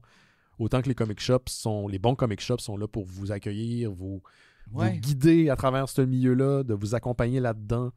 Moi, mon comic shop, c'est le Comic Hunter à Montréal. J'adore leur service. Moi, je mets mon argent où est-ce que le service est. Puis, il y a des mauvais comic shops, puis il y a des bons comic shops. Puis moi, j'encourage les bons comic shops. Fait que Comic Hunter à Montréal, c'est super service. Tu sais, c'est le fun d'aller parler avec d'autres nerds comme nous. Qui c'est comme, hey, j'ai aimé X. Peux-tu me suggérer quelque chose? Tu vas dire, oui, Y est pareil. Ouais. C'est que, non, c'est ça. C'est bien ça. Je m'ennuie On avait Mario au Millennium dans le temps. Mario est passé à une autre vocation, mais Mario était pas un fan tant de super-héros, mais il connaissait beaucoup son produit, ses clients. Puis c'est lui qui nous avait hooké sur BPRD genre, dans le temps. C'est un gars qui connaissait un peu les intérêts. Tu sais, quand les gens rentraient, ils disaient « Ah, j'ai vu ça, tu vas peut-être triper là-dessus. Maintenant, je pense que je sais plus ce qu'il fait maintenant, là, mais il a quitté la business. Mais c'était un genre d'input que j'aimais vraiment beaucoup. Où que tu sois, Mario, j'espère que tu es heureux. Yes, oui, exact. Oui, absolument, j'espère que tu es heureux. Un grand fan d'Alien, d'ailleurs, c'est vrai. C'est un grand fan d'Alien dans le temps. Puis j'ai-tu un dernier truc? Ouais, il y a un dernier truc que je veux parler, Johan, si tu me le permets, puis après on va parler de G.I. Joe. Ouais, non, je te le permets pas. Mais c'est sûr que je te permets pas. C'est pas moi qui run le show. C'est une politesse. J'ai écouté un court documentaire qui s'appelle, c'est à peu près 1h30, même un petit peu moins, The Unknown Number de High School Catfish. Je sais pas si tu as vu ça passer. Il y a énormément non, mais le titre est intéressant. Oui, il y a énormément de documentaires sur Netflix, True Crime ou à saveur True Crime. Je reviens là-dessus. Moi, je suis un fan. J'en consomme beaucoup. Ce qui m'intéresse, c'est le sujet et aussi la forme. Donc, est-ce qu'il y a quelque chose dans la forme qui est intéressant? Là, le sujet... Oui, puis tu veux savoir comment pas faire d'erreur avec tes propres... Je soupçonne qu'il y a beaucoup de gens qui écoutent des true crime à cause de ça, mais je sais pas. Mais anyway, Je pense pas. Je pense que c'est la fascination avec la noirceur dans l'être humain. ben moi, c'est ce qui me fascine. C'est ce qui me fascine, c'est ce qui fait que j'y retourne constamment. Puis on dirait aussi que je dis toujours à la blague que je veux pouvoir prévenir qu'est-ce qui va m'arriver, dans le sens que comme le tueur en série, quand ils veulent le tuer, je vais pouvoir être en mesure de le voir venir. T'sais. Mais là, on n'est pas dans le tueur en série, on parle d'une jeune fille d'une petite ville aux États-Unis qui, du jour au lendemain, commence à recevoir des messages textes d'un numéro qui n'est pas retraçable. Et ce numéro-là, cette personne-là qui est au bout, ou les personnes, semble savoir beaucoup de choses sur sa vie personnelle, sur sa vie familiale, sur sa vie à l'école, et ne sont pas capables de retracer sa provenance. La personne peut, en grande période d'achalandage, texter jusqu'à 50-60 fois par jour, la jeune fille. Wow. Et elle va aussi texter d'autres personnes qui sont proches d'elle, dont son copain de l'époque, pour qui la personne semble avoir une fixation, et commencer à foutre la bisbille dans la vie. Menacer même la jeune fille, ou encourager plutôt la jeune fille à mettre fin à ses jours, à lui dire qu'elle est laide, que personne l'aime, que les gens sont tous contre elle, que le monde serait mieux sans elle. Puis, tu sais, pensez à qui vous étiez quand vous aviez 14 ans, parce que c'est l'âge qu'elle a quand cette affaire-là se déclenche. Puis même, je pense qu'une personne adulte ne peut pas se permettre de recevoir comme un harcèlement de ce type-là. Il n'y a rien à faire. Non. Le documentaire couvre l'enquête des policiers, l'enquête des gens à l'école pour essayer de savoir c'est qui, puis des hypothèses, puis des suspects, en fait, qui sont d'autres jeunes étudiants qui se retrouvent dans le collimateur de la justice. Puis il y a les parents qui s'en mêlent, qui essayent de se faire justice aussi à un moment donné là-dedans. Je ne vais pas vous brûler le punch parce que le documentaire vient de sortir. Je pense pas que c'est un documentaire qui est à tout casser, mais je pense que c'est un documentaire qui est important, surtout que ça reflète une réalité que toi et moi, on ne connaît pas. Parce que nous, toi et moi, on a grandi à une époque où les médias sociaux n'étaient pas là, Dieu merci. Je pense que ça fait des dommages encore, mais ça aurait fait des dommages à notre génération-là, à notre génération. Le documentaire n'est pas à tout casser, c'est intéressant. Il y a un truc, par contre, que je dois dire, si vous êtes fan de True Crime et que vous voulez vous le taper, finalement, on met la main sur la personne qui envoie les textos, qui fait cette campagne d'harcèlement pendant des années. Ça dure quelque chose comme 2 ans et demi. Là. Et on lui donne parole, et ça m'a répugné à un niveau... Vraiment, ça m'a vraiment répugné. Il y a un manque de jugement de la part des gens qui sont derrière le documentaire. Quand vous allez voir c'est qui, si vous écoutez le doc, vous allez comprendre que l'équipe s'est dit « Hey, on a quelque chose de gros, on va l'utiliser ». Quelque part, ça, je peux pas leur reprocher, mais de laisser parler librement cette personne-là de ses intentions, dans lesquelles je ne crois pas du tout, d'ailleurs, là. Il y a une partie qui est mythomane. Ben, c'est ça. Puis quand vous allez savoir c'est qui, vous allez faire, ben oui, cette personne, on peut pas y faire confiance. Il y a peut-être une partie de la réalité, il y a peut-être une partie, mais il y a quelque chose qui est hautement sociopathique dans son type de comportement. Certains disent compulsif. Moi, je pense que c'est sociopathique. À tout le moins, il aurait dû apposer à son commentaire le commentaire, l'opinion d'expert en santé mentale. Parce que là, on la laisse aller dans son espèce de justification. Puis sa justification, elle sait elle-même, là, c'est ce qu'elle dit, qu'elle sait qu'elle a mal fait, puis tout ça. Mais pour moi, ça, c'est l'utilisation d'autres leviers de contrôle. Des fois, admettre la réalité, c'est aussi pour essayer de s'en sortir. Puis essayer de pousser une certaine narrative. Puis moi, dans ce que j'ai vu dans le doc, c'est tout ce que j'observe, c'est ça. Genre. Fait que ce bout-là m'a vraiment écœuré. Si vous l'écoutez... Soyez avertis, c'est rough, cette partie-là particulièrement. Je pense pas que c'est un documentaire qui est à tout casser, mais c'est un documentaire qui m'a beaucoup intrigué, puis qui m'a fait réaliser à quel point j'ai été chanceux de pas vieillir avec les médias sociaux quand j'étais un jeune ado. My God. Ça aurait été terrible. Il n'y a pas une journée que je me dis pas que je suis tellement content d'avoir été au secondaire puis qu'il n'y ait pas de cellulaire. Mais maintenant, ils les interdisent, les cellulaires. Là. Ils les interdisent, c'est une bonne chose. Puis il y a certains parents qui ont le réflexe de... Tu sais, moi, mon frère, ma soeur, leurs enfants, pour l'instant, n'ont aucun contact avec l'Internet.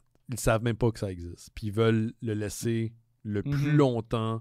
sais, ils savent que, mettons, il y a Netflix parce que c'est comme ça qu'ils consomment leur divertissement, mais puis ils n'ont pas besoin d'avoir Facebook à leur âge, ça sert à rien. Puis même plus tard, gardez ça éloigné le plus longtemps possible.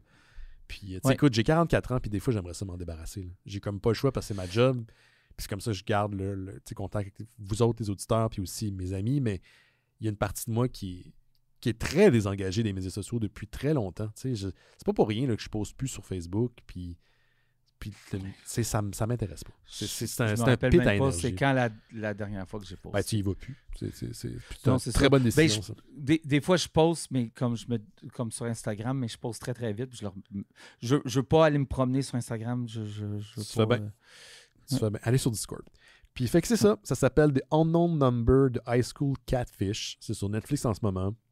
Puis sinon, rapidos, j'ai écouté la suite spirituelle, quoique c'est dans le même univers de The Office, qui est une série qui, 11 ans après que ça soit fini, là, si c'est même pas plus, est encore, je pense, un saint...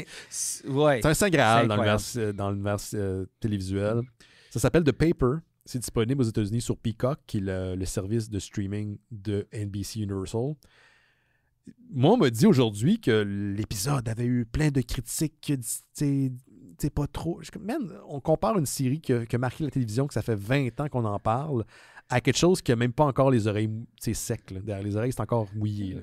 On va y donner sa chance. Moi, ce que je vois, c'est le potentiel. Puis, si c'est bon, c'est bon. Si c'est pas bon, ben ça sera pas bon. Mais pour l'instant, je trouve qu'il y a un potentiel pour créer son propre univers. Et oui, il y a un lien direct avec The Office. Puis ça, je vous dirai pas c'est quoi. Parce que si je le dévoile en ce moment à l'émission, il y a des gens qui vont me traquer et me faire mal. OK? Je le sais. Fait que là, je vous dirai juste que The Paper est disponible. Au Canada, j'ai pas vu où c'était dispo. Je pense que c'est juste disponible sur les chaînes alternatives que Amazon offre. Là. Genre Stars ou je sais pas quoi. Là. J'ai vu ça là, mais j'ai pas vu ça comme sur un streaming régulier, mettons. Je vais dire quelque chose. De pas aimer quelque chose parce qu'on aime quelque chose d'autre plus, c'est pas un argument pourquoi que la chose n'est pas bonne. Exactement. En partant. Oui. Faut juger l'œuvre pour ce qu'elle est. Ce que l'œuvre. Exactement. Bon, hey Yoann, on prend une petite pause parce qu'on va parler d'un gros truc là, dans quelques instants. On parle de G.I. Joe volume 1 de Cobra Strike. Yo Joe qui se passe dans le Inner John Universe. Juste avant, je vous rappelle qu'on a un Patreon si vous voulez encourager les Mystérieux Étonnants, si vous voulez faire en sorte qu'on poursuit nos activités semaine après semaine depuis presque 20 ans. En janvier, ça va faire 20 ans que le podcast existe. On a un lien dans le descriptif de l'épisode. Il est aussi disponible sur notre site internet. On a un bouton « Faire un don » en haut à gauche. Vous cliquez là-dessus. Ça vous amène vers Patreon. Pour l'équivalent d'un café par mois, vous faites en sorte qu'on peut garder les lumières allumées. J'insiste sur le fait que sans le Patreon, actuellement, moi, je ne peux pas payer pour garder les Mystérieux Étonnants allumés, puis ouverts, actifs. Puis il y a des coûts qui sont engendrés par les activités des Mystérieux Étonnants. Par exemple, notre spécial d'Halloween qui s'en vient, il y a des coûts qui sont rattachés. Donc, en échange, vous avez des goodies. On a Bifurcation, qui est un podcast exclusif offert à travers Patreon. On couvre des films, des cycles de réalisateurs. On va certainement faire quelque chose de spécial pour Halloween. On a pris une petite pause dans les dernières semaines avec l'été parce que tout le monde était super occupé puis le Rémi s'en va à Austin, mais je vous promets qu'on reprend du service. D'ailleurs, merci à tous ceux et celles qui sont patients, qui continuent d'ailleurs à donner au mystérieux. Sachez qu'à partir du moment que vous abonnez au Patreon, les archives complètes de Bifurcation sont disponibles puis vous avez 160 épisodes. Aussi, ça vous donne accès, quand vous donnez au Patreon des Mystérieux Étonnants, au Discord des Mystérieux Étonnants. C'est par là qu'on interagit avec notre communauté directe. Yoann et moi, on est très actifs, en fait, tous les jours sur la plateforme. C'est vraiment un beau réseau social. C'est mon réseau social. Je ne vais plus sur les réseaux sociaux. C'est le Discord des Mystérieux Étonnants. Puis ça vous permet de jouer à des jeux vidéo avec nous. Avec nous autres, avoir des conversations, on écoute des films, la lutte de temps en temps. Donc, si vous abonnez au Patreon, écrivez-moi directement à travers Patreon et je vais vous envoyer un lien vers le Discord. Vos dons font en sorte qu'on le garde allumé. Quoique là, ça fait un bout de Tarkaiju, Terre humaine chez Isidore et Noël chez Isidore. On est disponible partout. Apple Podcasts, YouTube Music, Spotify, Amazon Music et en archives. Les plus des 300 dernières archives, en fait, sont disponibles sur notre site Internet. On garde juste les 300 dernières sur le fil RSS. Les restrictions technologiques obligent. On est sur Facebook, Instagram et mystérieuxétonnants.com. Puis sinon, une dernière invitation. Puis ça, je vais vous en parler encore pendant les 2 prochains mois. Le 27 octobre prochain, C'est notre spécial d'Halloween. Les billets sont désormais en vente sur sur le site internet de Spasm, spasm.ca. Mais vous n'avez même pas besoin de chercher le lien. Il est dans le descriptif de l'épisode actuel que vous écoutez.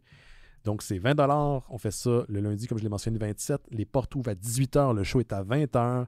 On fait ça au Hushgang Plaza, AUSGANG Plaza, PLAZA. C'est au 65-24 rue Saint-Hubert. C'est en billet, en fait, du Théâtre Plaza. Puis c'est à côté du métro Beaubien. C'est vraiment à côté. Ça risque d'être très cool. On est déjà en train de travailler là-dessus, nous autres, de notre bar. Puis je pense qu'on a une bonne recette pour cet épisode qui sera spooky. Spooky. Très spooky. On va explorer l'abysse. Vous allez voir ça. On revient dans quelques instants avec le sujet de la semaine, G.I. Joe volume 1 de Cobra Strike de Joshua Williamson et de Tom Riley.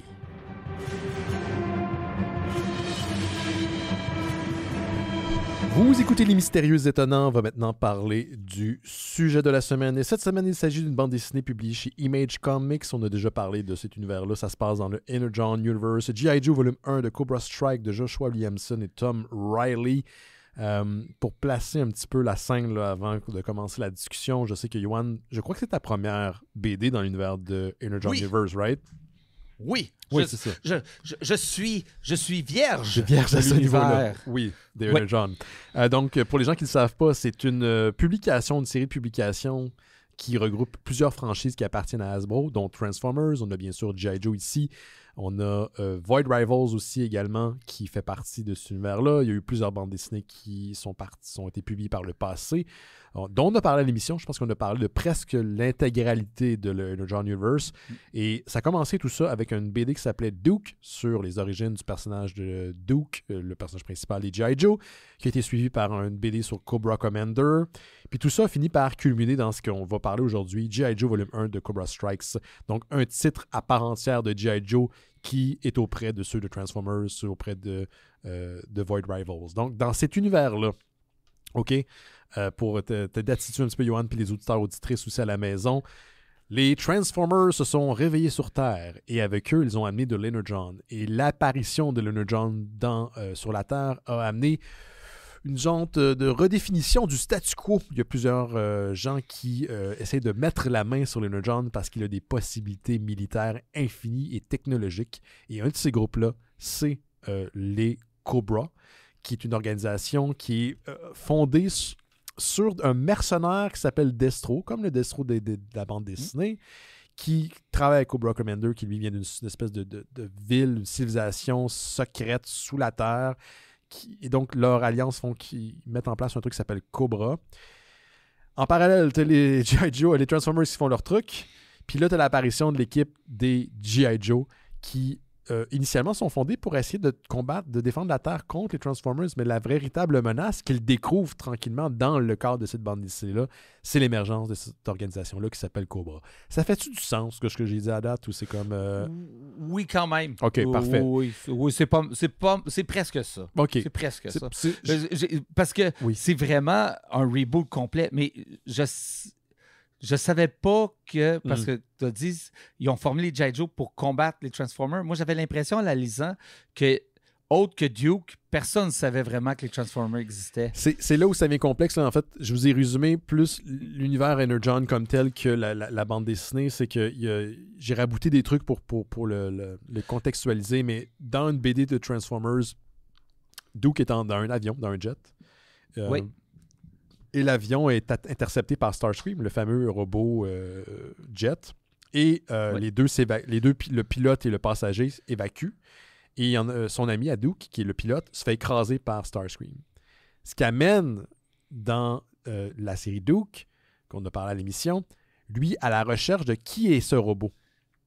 Et ce robot-là, ces recherches-là l'amènent à finalement rentrer en contact avec l'organisation naissance qui est Cobra, qui n'est pas encore mentionné dans Cobra, qui naît dans l'organisation de Destro qui s'appelle Mars, qui est un genre de mercenaire de création d'armes. Parce qu'eux utilisent comme genre de dérivé les Energon. OK? Et initialement, les G.I. Joe sont... dans la BD. Ça, c'est dans la BD de Duke. Et initialement, G.I. Joe est fondé pour combattre cette organisation-là, mais aussi, c'est pas clair si c'est eux autres qui ont... Pour Duke, c'est pas clair si Cobra crée les Transformers. Tu comprends-tu? Ah, OK, correct. Voilà. Ouais, c'est là où ça vient. comprends. OK. Mais c'est correct que tu n'aies pas lu parce que je voulais savoir justement l'appréciation de quelqu'un qui n'avait pas lu les autres titres s'il se retrouvait. Fait avant de rentrer dans les détails de la BD, puis Dieu sait qu'il y en a pas mal, là, est-ce que tu as apprécié la BD de cette semaine? Beaucoup. Ouais. Énormément. Énormément. C'est comme toute œuvre, ce n'est pas parfait. Il y a des petits problèmes scénaristiques puis des petits trous dans l'histoire. Ouais. Mais ça m'a pas manqué. Toute l'information que tu viens de donner m'a pas manqué pour pouvoir apprécier la bande dessinée. On dirait que j'avais pas besoin de ces informations-là pour que le récit fonctionne. OK, c'est ça que je veux savoir. Quelqu'un pourrait commencer la BD là, puis juste voir comme c'est G.I. Joe qui est créé à nouveau. Il se prépare à se battre contre des ennemis qui sont plus avancés technologiquement. Cobra. Oui, puis on sent les Transformers dans plusieurs planches et tout ça, qui sont dans le background de l'histoire. Non, ça fonctionne totalement. Le récit n'a pas besoin des autres. C'est self-contained. Cool. C'est juste que si tu as l'autre information, ça te donne plus de contexte. Mais j'ai trouvé ça très self-contained. Oui. J'ai trouvé ça très... je me suis tassé pour pouvoir tousser, mais j'ai continué à parler en tout ça. Mais non, tu n'as pas besoin de ça. J'ai vraiment apprécié ma lecture. J'ai trouvé ça vraiment bon. J'ai aimé le nouveau Cobra Commander parce qu'il a toujours été... Tu sais, c'est beaucoup plus mature. C'est très mature. C'est ça. C'est plus pour un public averti. Ouais. Mais en disant ça, c'est pas... Il n'y a pas du gore, là. Ça reste... Il y a un petit peu de gore, ça dépend. Ben, pas tant. C'est plus que le monde se font... surtout les G.I. Joe se font Bruce Willisser dans Hard... J'avais noté ça. J'avais marqué, c'est toutes des Bruce Willis dans le premier Die Hard. Parce qu'ils saignent, ils sont coupés. Ils en mangent une calice. Ouais, c'est ça. Ouais, vraiment. Mais j'ai aimé le traitement qu'ils ont donné à Cobra Commander qui est beaucoup plus intelligent. Parce qu'il est très goofy, il est très cartoonesque dans le dessin animé. Puis il est plus là en tant que comedic relief dans le dessin animé. Oui, c'est vrai. Que le mastermind d'un groupe terroriste. Tandis que là, tu sens qu'il est intelligent, puis que tout est planifié, puis que lui et Destro sont pas sur la même longueur d'onde. Et clairement, il utilise Destro à ses propres fins. Et Destro aussi, parce que moi, j'ai lu il y a eu comme un numéro de Destro seulement, où on va plus dans ses origines. Puis lui aussi utilise Cobra Commander pour arriver à ses fins. Si tu viens du dessin animé des années 80, les deux, ça ne met pas non plus. Hein. Non, mais tu sens que, du moins dans cette bande dessinée-là, la relation de pouvoir, c'est plus Cobra Commander qui l'a sur Destro. Ouais. C'est lui qui est... On dirait que s'il jouerait aux échecs, il y a toujours 2-3 coups d'avance sur Destro. Absolument. Et Destro finit par rentrer dans... Il se fâche, mais il rentre dans le rang. Absolument. Puis c'est là où la force... Je trouve que la force de l'écriture de cette bande dessinée-là, c'est que malgré le fait qu'on joue avec une vieille licence, une licence qu'on connaît, nous, surtout de son incarnation des années 80, il y a une certaine intelligence où on balance le côté mature, puis plus sérieux de la chose, mais avec un certain campiness, où chacun des trucs qu'on avait vus, des éléments qu'on avait vus dans la série des années 80 du cartoon a une raison d'être. Les guns au laser ont une raison d'être. La dynamique Cobra Commander Destro a une raison d'être qui est basée dans des motivations qui font du sens pour nous, les adultes. Fait que c'est comme on dirait que ça vient titiller la bonne partie de son cerveau qui est un peu encore dans l'enfance, mais l'autre partie qui doit payer ses taxes à chaque année. Tu comprends-tu? Oui, c'est comme si cette BD-là existe dans ce coin-là de ton esprit où les deux se chevauchent. C'est très habile. C'est très habile. Puis je trouve cette BD-là, puis même qu'il aurait pu pousser ça peut-être un peu plus loin à la fin, là, je trouvais, mais c'est le Empire Strike Back, j'ai l'impression, du Energon Universe. Ça va pas bien pour les héros. Oui. Les héros perdent. Exact. Puis... même à la fin, pas sûr qu'ils gagnent tant, man. Ouais. C'est que le dernier grosse affaire... En fin de compte, Cobra Commander gagne, mais ça finit comme plus égal. Si la fameuse bombe, ça peut-être on l'expliquera après, là, aurait explosé, je trouve que ça a été une énorme défaite. Ça aurait été vraiment G.I. Joe à genoux devant. Puis je pense que j'aurais aimé ça. Ça m'aurait... Je pense que j'aurais déjà, même avant l'émission, j'aurais déjà lu la suite. Okay.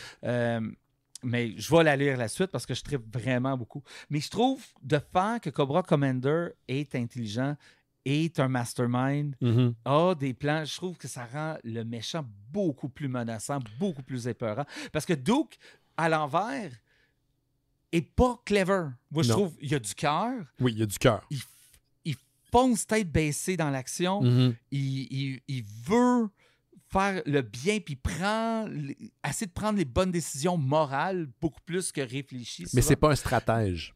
Mais c'est pas un stratège. Tandis que, tu sais, il va foncer pour péter la gueule au Cobra Commander, tandis que Cobra Commander, il joue sur un autre niveau. Là. Oui. C'est un super villain. Oui. Puis j'aime ce genre de dualité-là, que la force contre l'intelligence. Je trouve qu'il y a quelque chose de vraiment le fun. Si je peux geeker out aussi, parce que je vais vous dire tout de suite, moi, mon appréciation, c'est que j'ai full aimé. Mais si vous avez écouté les autres épisodes qu'on a fait sur le Energon Universe, vous m'avez entendu vraiment plus triper que Simon et Laurent. Pas qu'ils ont détesté, mais je pense que j'étais celui pour qui ces bandes dessinées-là, cet univers-là a été créé. Je suis un fan de lore en partant. Je suis un fan de l'exercice dans lequel les gens se plongent des fois, où ils doivent se dire hey, voici, on a cette vieille licence-là qui est un peu bizarre, puis il faut l'adapter, pas trop pour pas qu'elle perde son âme, mais en même temps l'amener dans une nouvelle direction, puis je trouve que ça fonctionne énormément. Ce qui change le statu quo dans cet univers qui est partagé avec les Transformers, Void Rivals, G.I. Joe, les Cobras, tout ça, c'est l'arrivée du Energon. Puis j'ai tellement trippé sur G.I. Joe que quand je l'ai lu, j'étais content quand il avait annoncé la série parce qu'initialement, elle n'avait pas été annoncée. On avait annoncé des one-shots de Duke, puis de Cobra, puis un de Transformers, puis Void Rivals, mais on n'avait pas annoncé G.I. Joe. Quand ils ont annoncé G.I. Joe, j'ai fait « OK, on y va, là. » J'ai relu tout, man. J'ai relu le numéro 1 de Duke, que je te conseille fortement. Je vais le lire. Celui de Cobra Commander, où on va plus sur ses motivations qui fonctionnent. J'ai pas lu Transformers parce que Transformers est encore un peu plus on the side là, de tout ça, quoique on sent qu'éventuellement il y a une rencontre inévitable. Puis tu sais, ça prend pas le monde pour des cons. L'histoire, elle est bien construite, puis en ce moment, comme je lis tous les titres qui se passent dans cette série-là, j'ai pas le choix de dire que ça s'emboîte quand même plutôt bien. Et chacun a comme raison. Même, tu sais, Duke a raison de se méfier des Transformers. Puis le fait qu'ils finissent par rencontrer Cobra, ils savent pas c'est qui, ils savent pas c'est quoi, ça vient de naître, tu sais. Puis cette naissance-là qu'on voit dans la série de Cobra Commander, elle est bien amie. Pour vrai, je te jure, man, faut que tu lises Duke puis Cobra Commander, puis tu vas encore plus apprécier G.I. Joe. Mais ce que j'ai aimé là-dedans, c'est ce qu'ils ont fait aussi dans Transformers. Le statu quo n'est pas synonyme de... On va tuer des gens, tuer des personnages. Je veux parler de ça. Pour pas préserver le statu quo. Ils ont fait ça en Transformers. Puis là, ils le font dans G.I. Joe. Je suis comme, oh, il y a un potentiel là, mon ami. Mais vas-y. Puis tu sais, si tu reviens des années 80, même moi, enfant, j'avais une frustration. Personne ne mourrait jamais. Ouais. Puis c'était juste un écran rempli de lasers, des bleus puis des rouges, qui tiraient comme des millions de lasers, puis personne jamais mourrait. Parce que, bon, c'est du dessin animé pour enfants, il faut faire attention. Mais du moment dans la bande dessinée, dans celle-ci, que Rock'n'Roll meurt et qu'il meurt violemment, il se fait cribler de lasers. Là, c'est tout nouveau, les lasers. Personne ne savait c'était quoi les lasers. Puis ça, j'ai trouvé ça cool. C'est l'origine de qu'est-ce qu'il faisait notre dessin animé. Oui, exactement. Parce que c'était des lasers à la grandeur. Parce que c'était l'écran complet. C'était juste des lasers des deux côtés. Ça coûtait pas cher à animer. Non. Puis ben, c'est aussi plus visuel que des balles où tu les vois pas aller. Là. Exactement. Ouais. Mais il se fait cribler de balles et il meurt. Ouais. Et il meurt, puis il revient pas, puis il n'y a pas de... Peut-être qu'il va revenir. Non, il est mort. Il est mort. Il peut pas sortir de ça. Ça fait que tout à coup, tous les enjeux de la lecture sont augmentés. Ouais. Puis ça rend le récit plus intense puis plus épeurant pour tous les personnages parce que tu te dis, tout le monde pourrait mourir. Tout le monde peut y passer. Ouais. Absolument.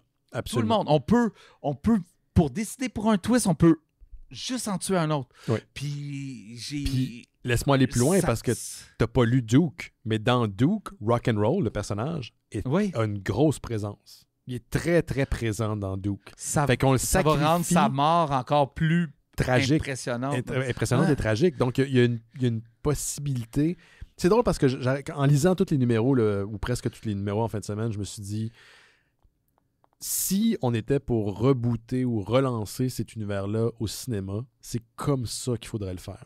Souvenez-vous quand le MCU... C'est cinématographique. Absolument. Quand le MCU a commencé à s'emboîter, puis que pour certains films, ça marchait très, très bien, c'était synonyme... En tout cas, si c'était pas un plan, ils ont réussi à faire que ça fonctionne bien.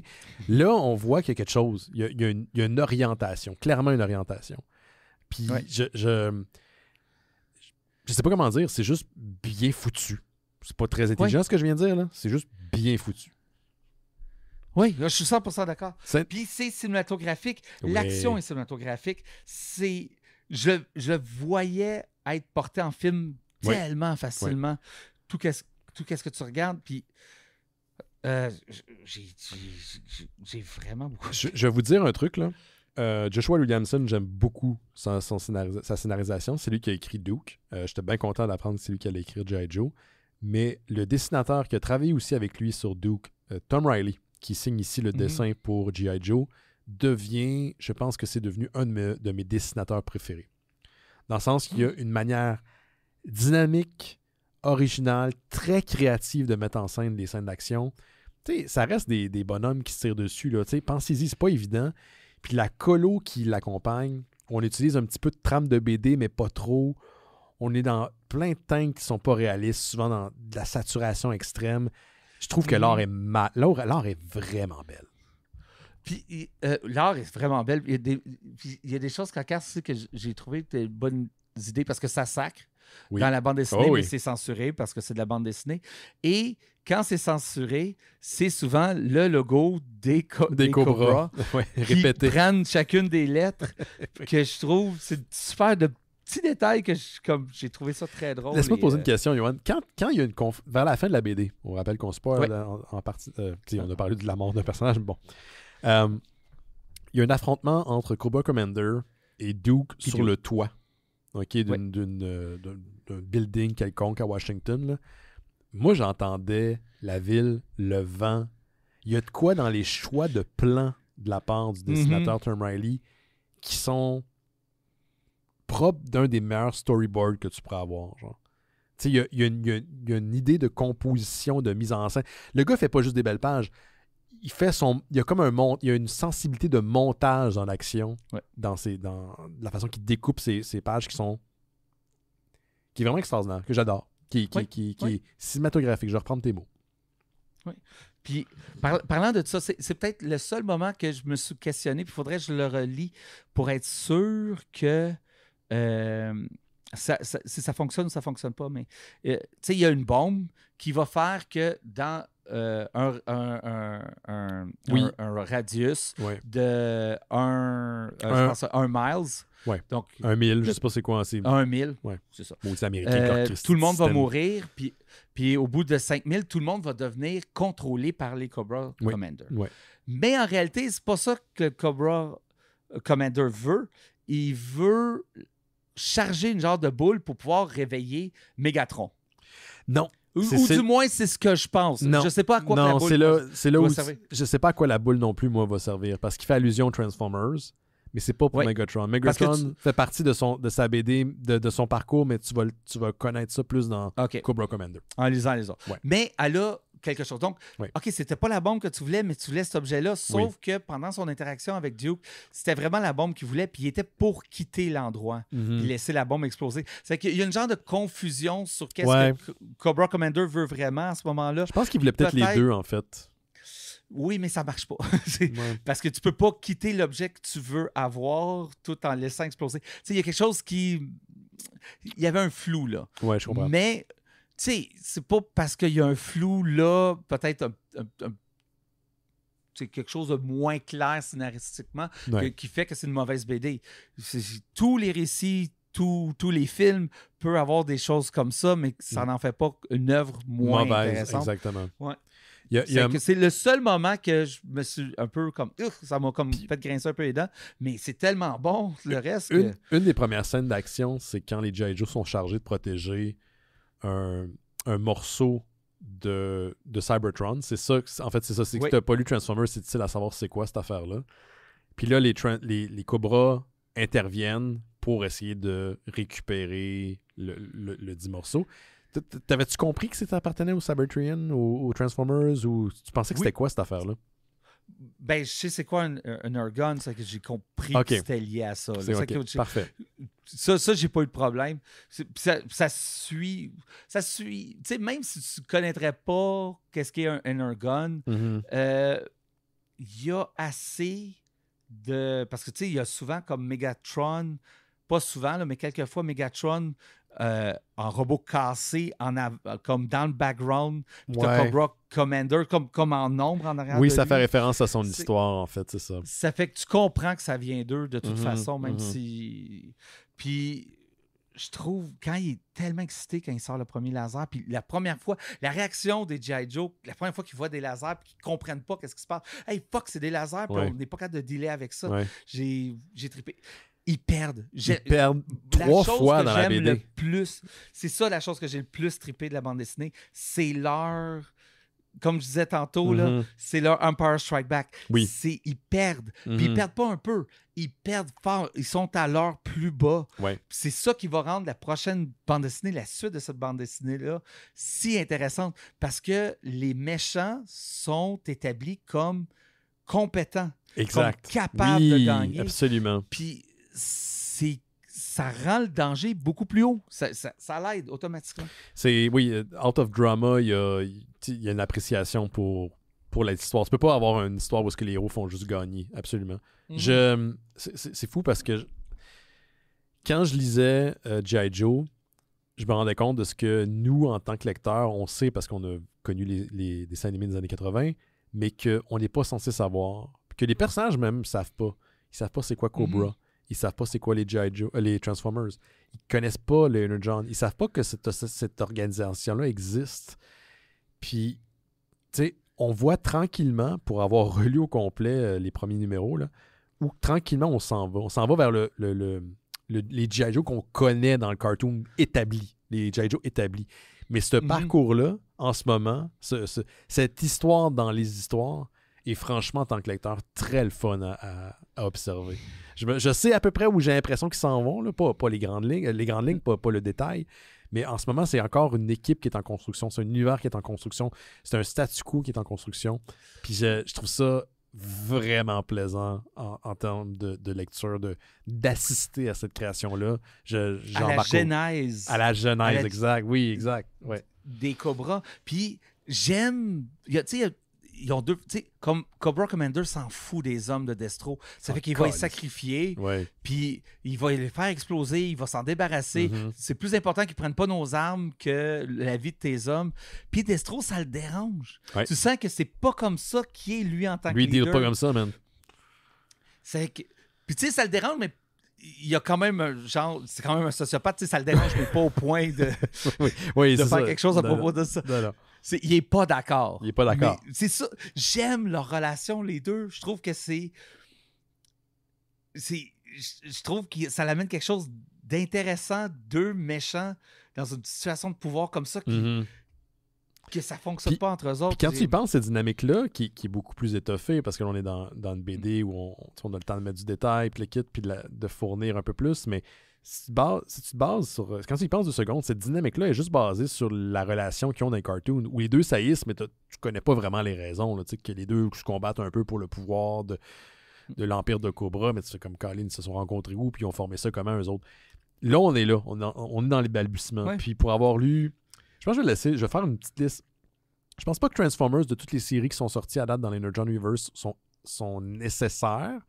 Quoi, je sais que moi, j'ai full de fun à lire ça, mais c'est pas nécessaire. Mais si vous lisez Duke, volume 1, Cobra Commander, volume 1, et ce qu'on vient de lire, G.I. Joe, volume 1, vous êtes en business. Si vous voulez un petit peu plus, lisez les Transformers. J'ai lu le one-shot, le volume 1 de Destro, qui n'y aura pas nécessairement de suite. C'est un volume 1, mais il n'y aura pas nécessairement de volume 2. Puis ça nous donne un peu plus sur ses motivations, puis pourquoi il accepte de travailler avec le Cobra Commander, même si lui, il n'est pas full d'accord. Puis tu peux être c'est pas un héros, là, mais tu peux être un ennemi, puis travailler avec un autre ennemi, puis pas avoir les mêmes motivations, puis les mêmes objectifs. Puis ça paraît très bien. C'est très, très bien placé dans Destro. J'ai Scarlett sur mon back burner qu'il faut que je lise aussi, un volume 1. Puis ça, c'est un autre truc qu'il faut que vous sachiez. Tous les personnages de G.I. Joe sont pas encore dans l'équipe. Tu sais, là, on a une petite équipe de genre 5 personnes. Il n'y a pas tant de monde que ça qui ont rejoint les rangs. Là. Puis dans la série originale, il y en a 800. Il y a 800 personnages. Ça fait que, gentil et méchant, là, oui. ça fait que... Pas le temps là, de fournir. Non, on n'a pas scratché le haut de l'iceberg. Je me suis dit, en lisant, ça n'a pas rapport à la BD, mais il y a plein de hero shooters. Il y a Overwatch, puis il y a bien sûr Marvel Rival, qui est très populaire. Ouais. Puis je me suis dit, un hero shooter de G.I. Joe, ils ont 800 bonhommes. Ça serait malade, là. Ben, juste en termes d'alternatives pour les skins, ils vont faire leur argent. Mais je sais pas à quel point cette licence-là, elle fait écho chez les jeunes. C'est ça le problème. Faudrait que ça soit un jeu à plus petit budget, exemple qu'un Marvel, tout ça. Ouais. Mais ça trouverait son public, c'est sûr. Parce que nous, on s'entend que cette BD-là, cet univers-là est créé pour nous. Vous savez, même 30 ans, je sais pas à quel point c'est peut-être... Genre, vous n'allez pas avoir la même affective que nous, on a pour la franchise. Mais je suis juste content qu'ils se sont pas juste contentés de prendre quelque chose qui existait puis d'en faire de quoi de boboche, puis que ça se tire dessus.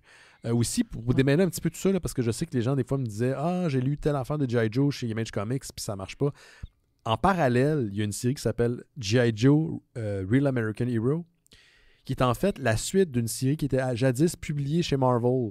C'est pas la même continuité, c'est un autre univers parallèle. Ça, cette série-là est encore beaucoup plus ciblée pour les vieux lecteurs. C'est une vieille série qui existe depuis très, très, très longtemps. Qui est écrit par le même scénariste de l'époque. Donc, mais ça n'a rien à voir avec l'univers de Energon Universe, qui est, lui, un univers consensuel. Fait qu'on recommande, Johan, de lire la BD?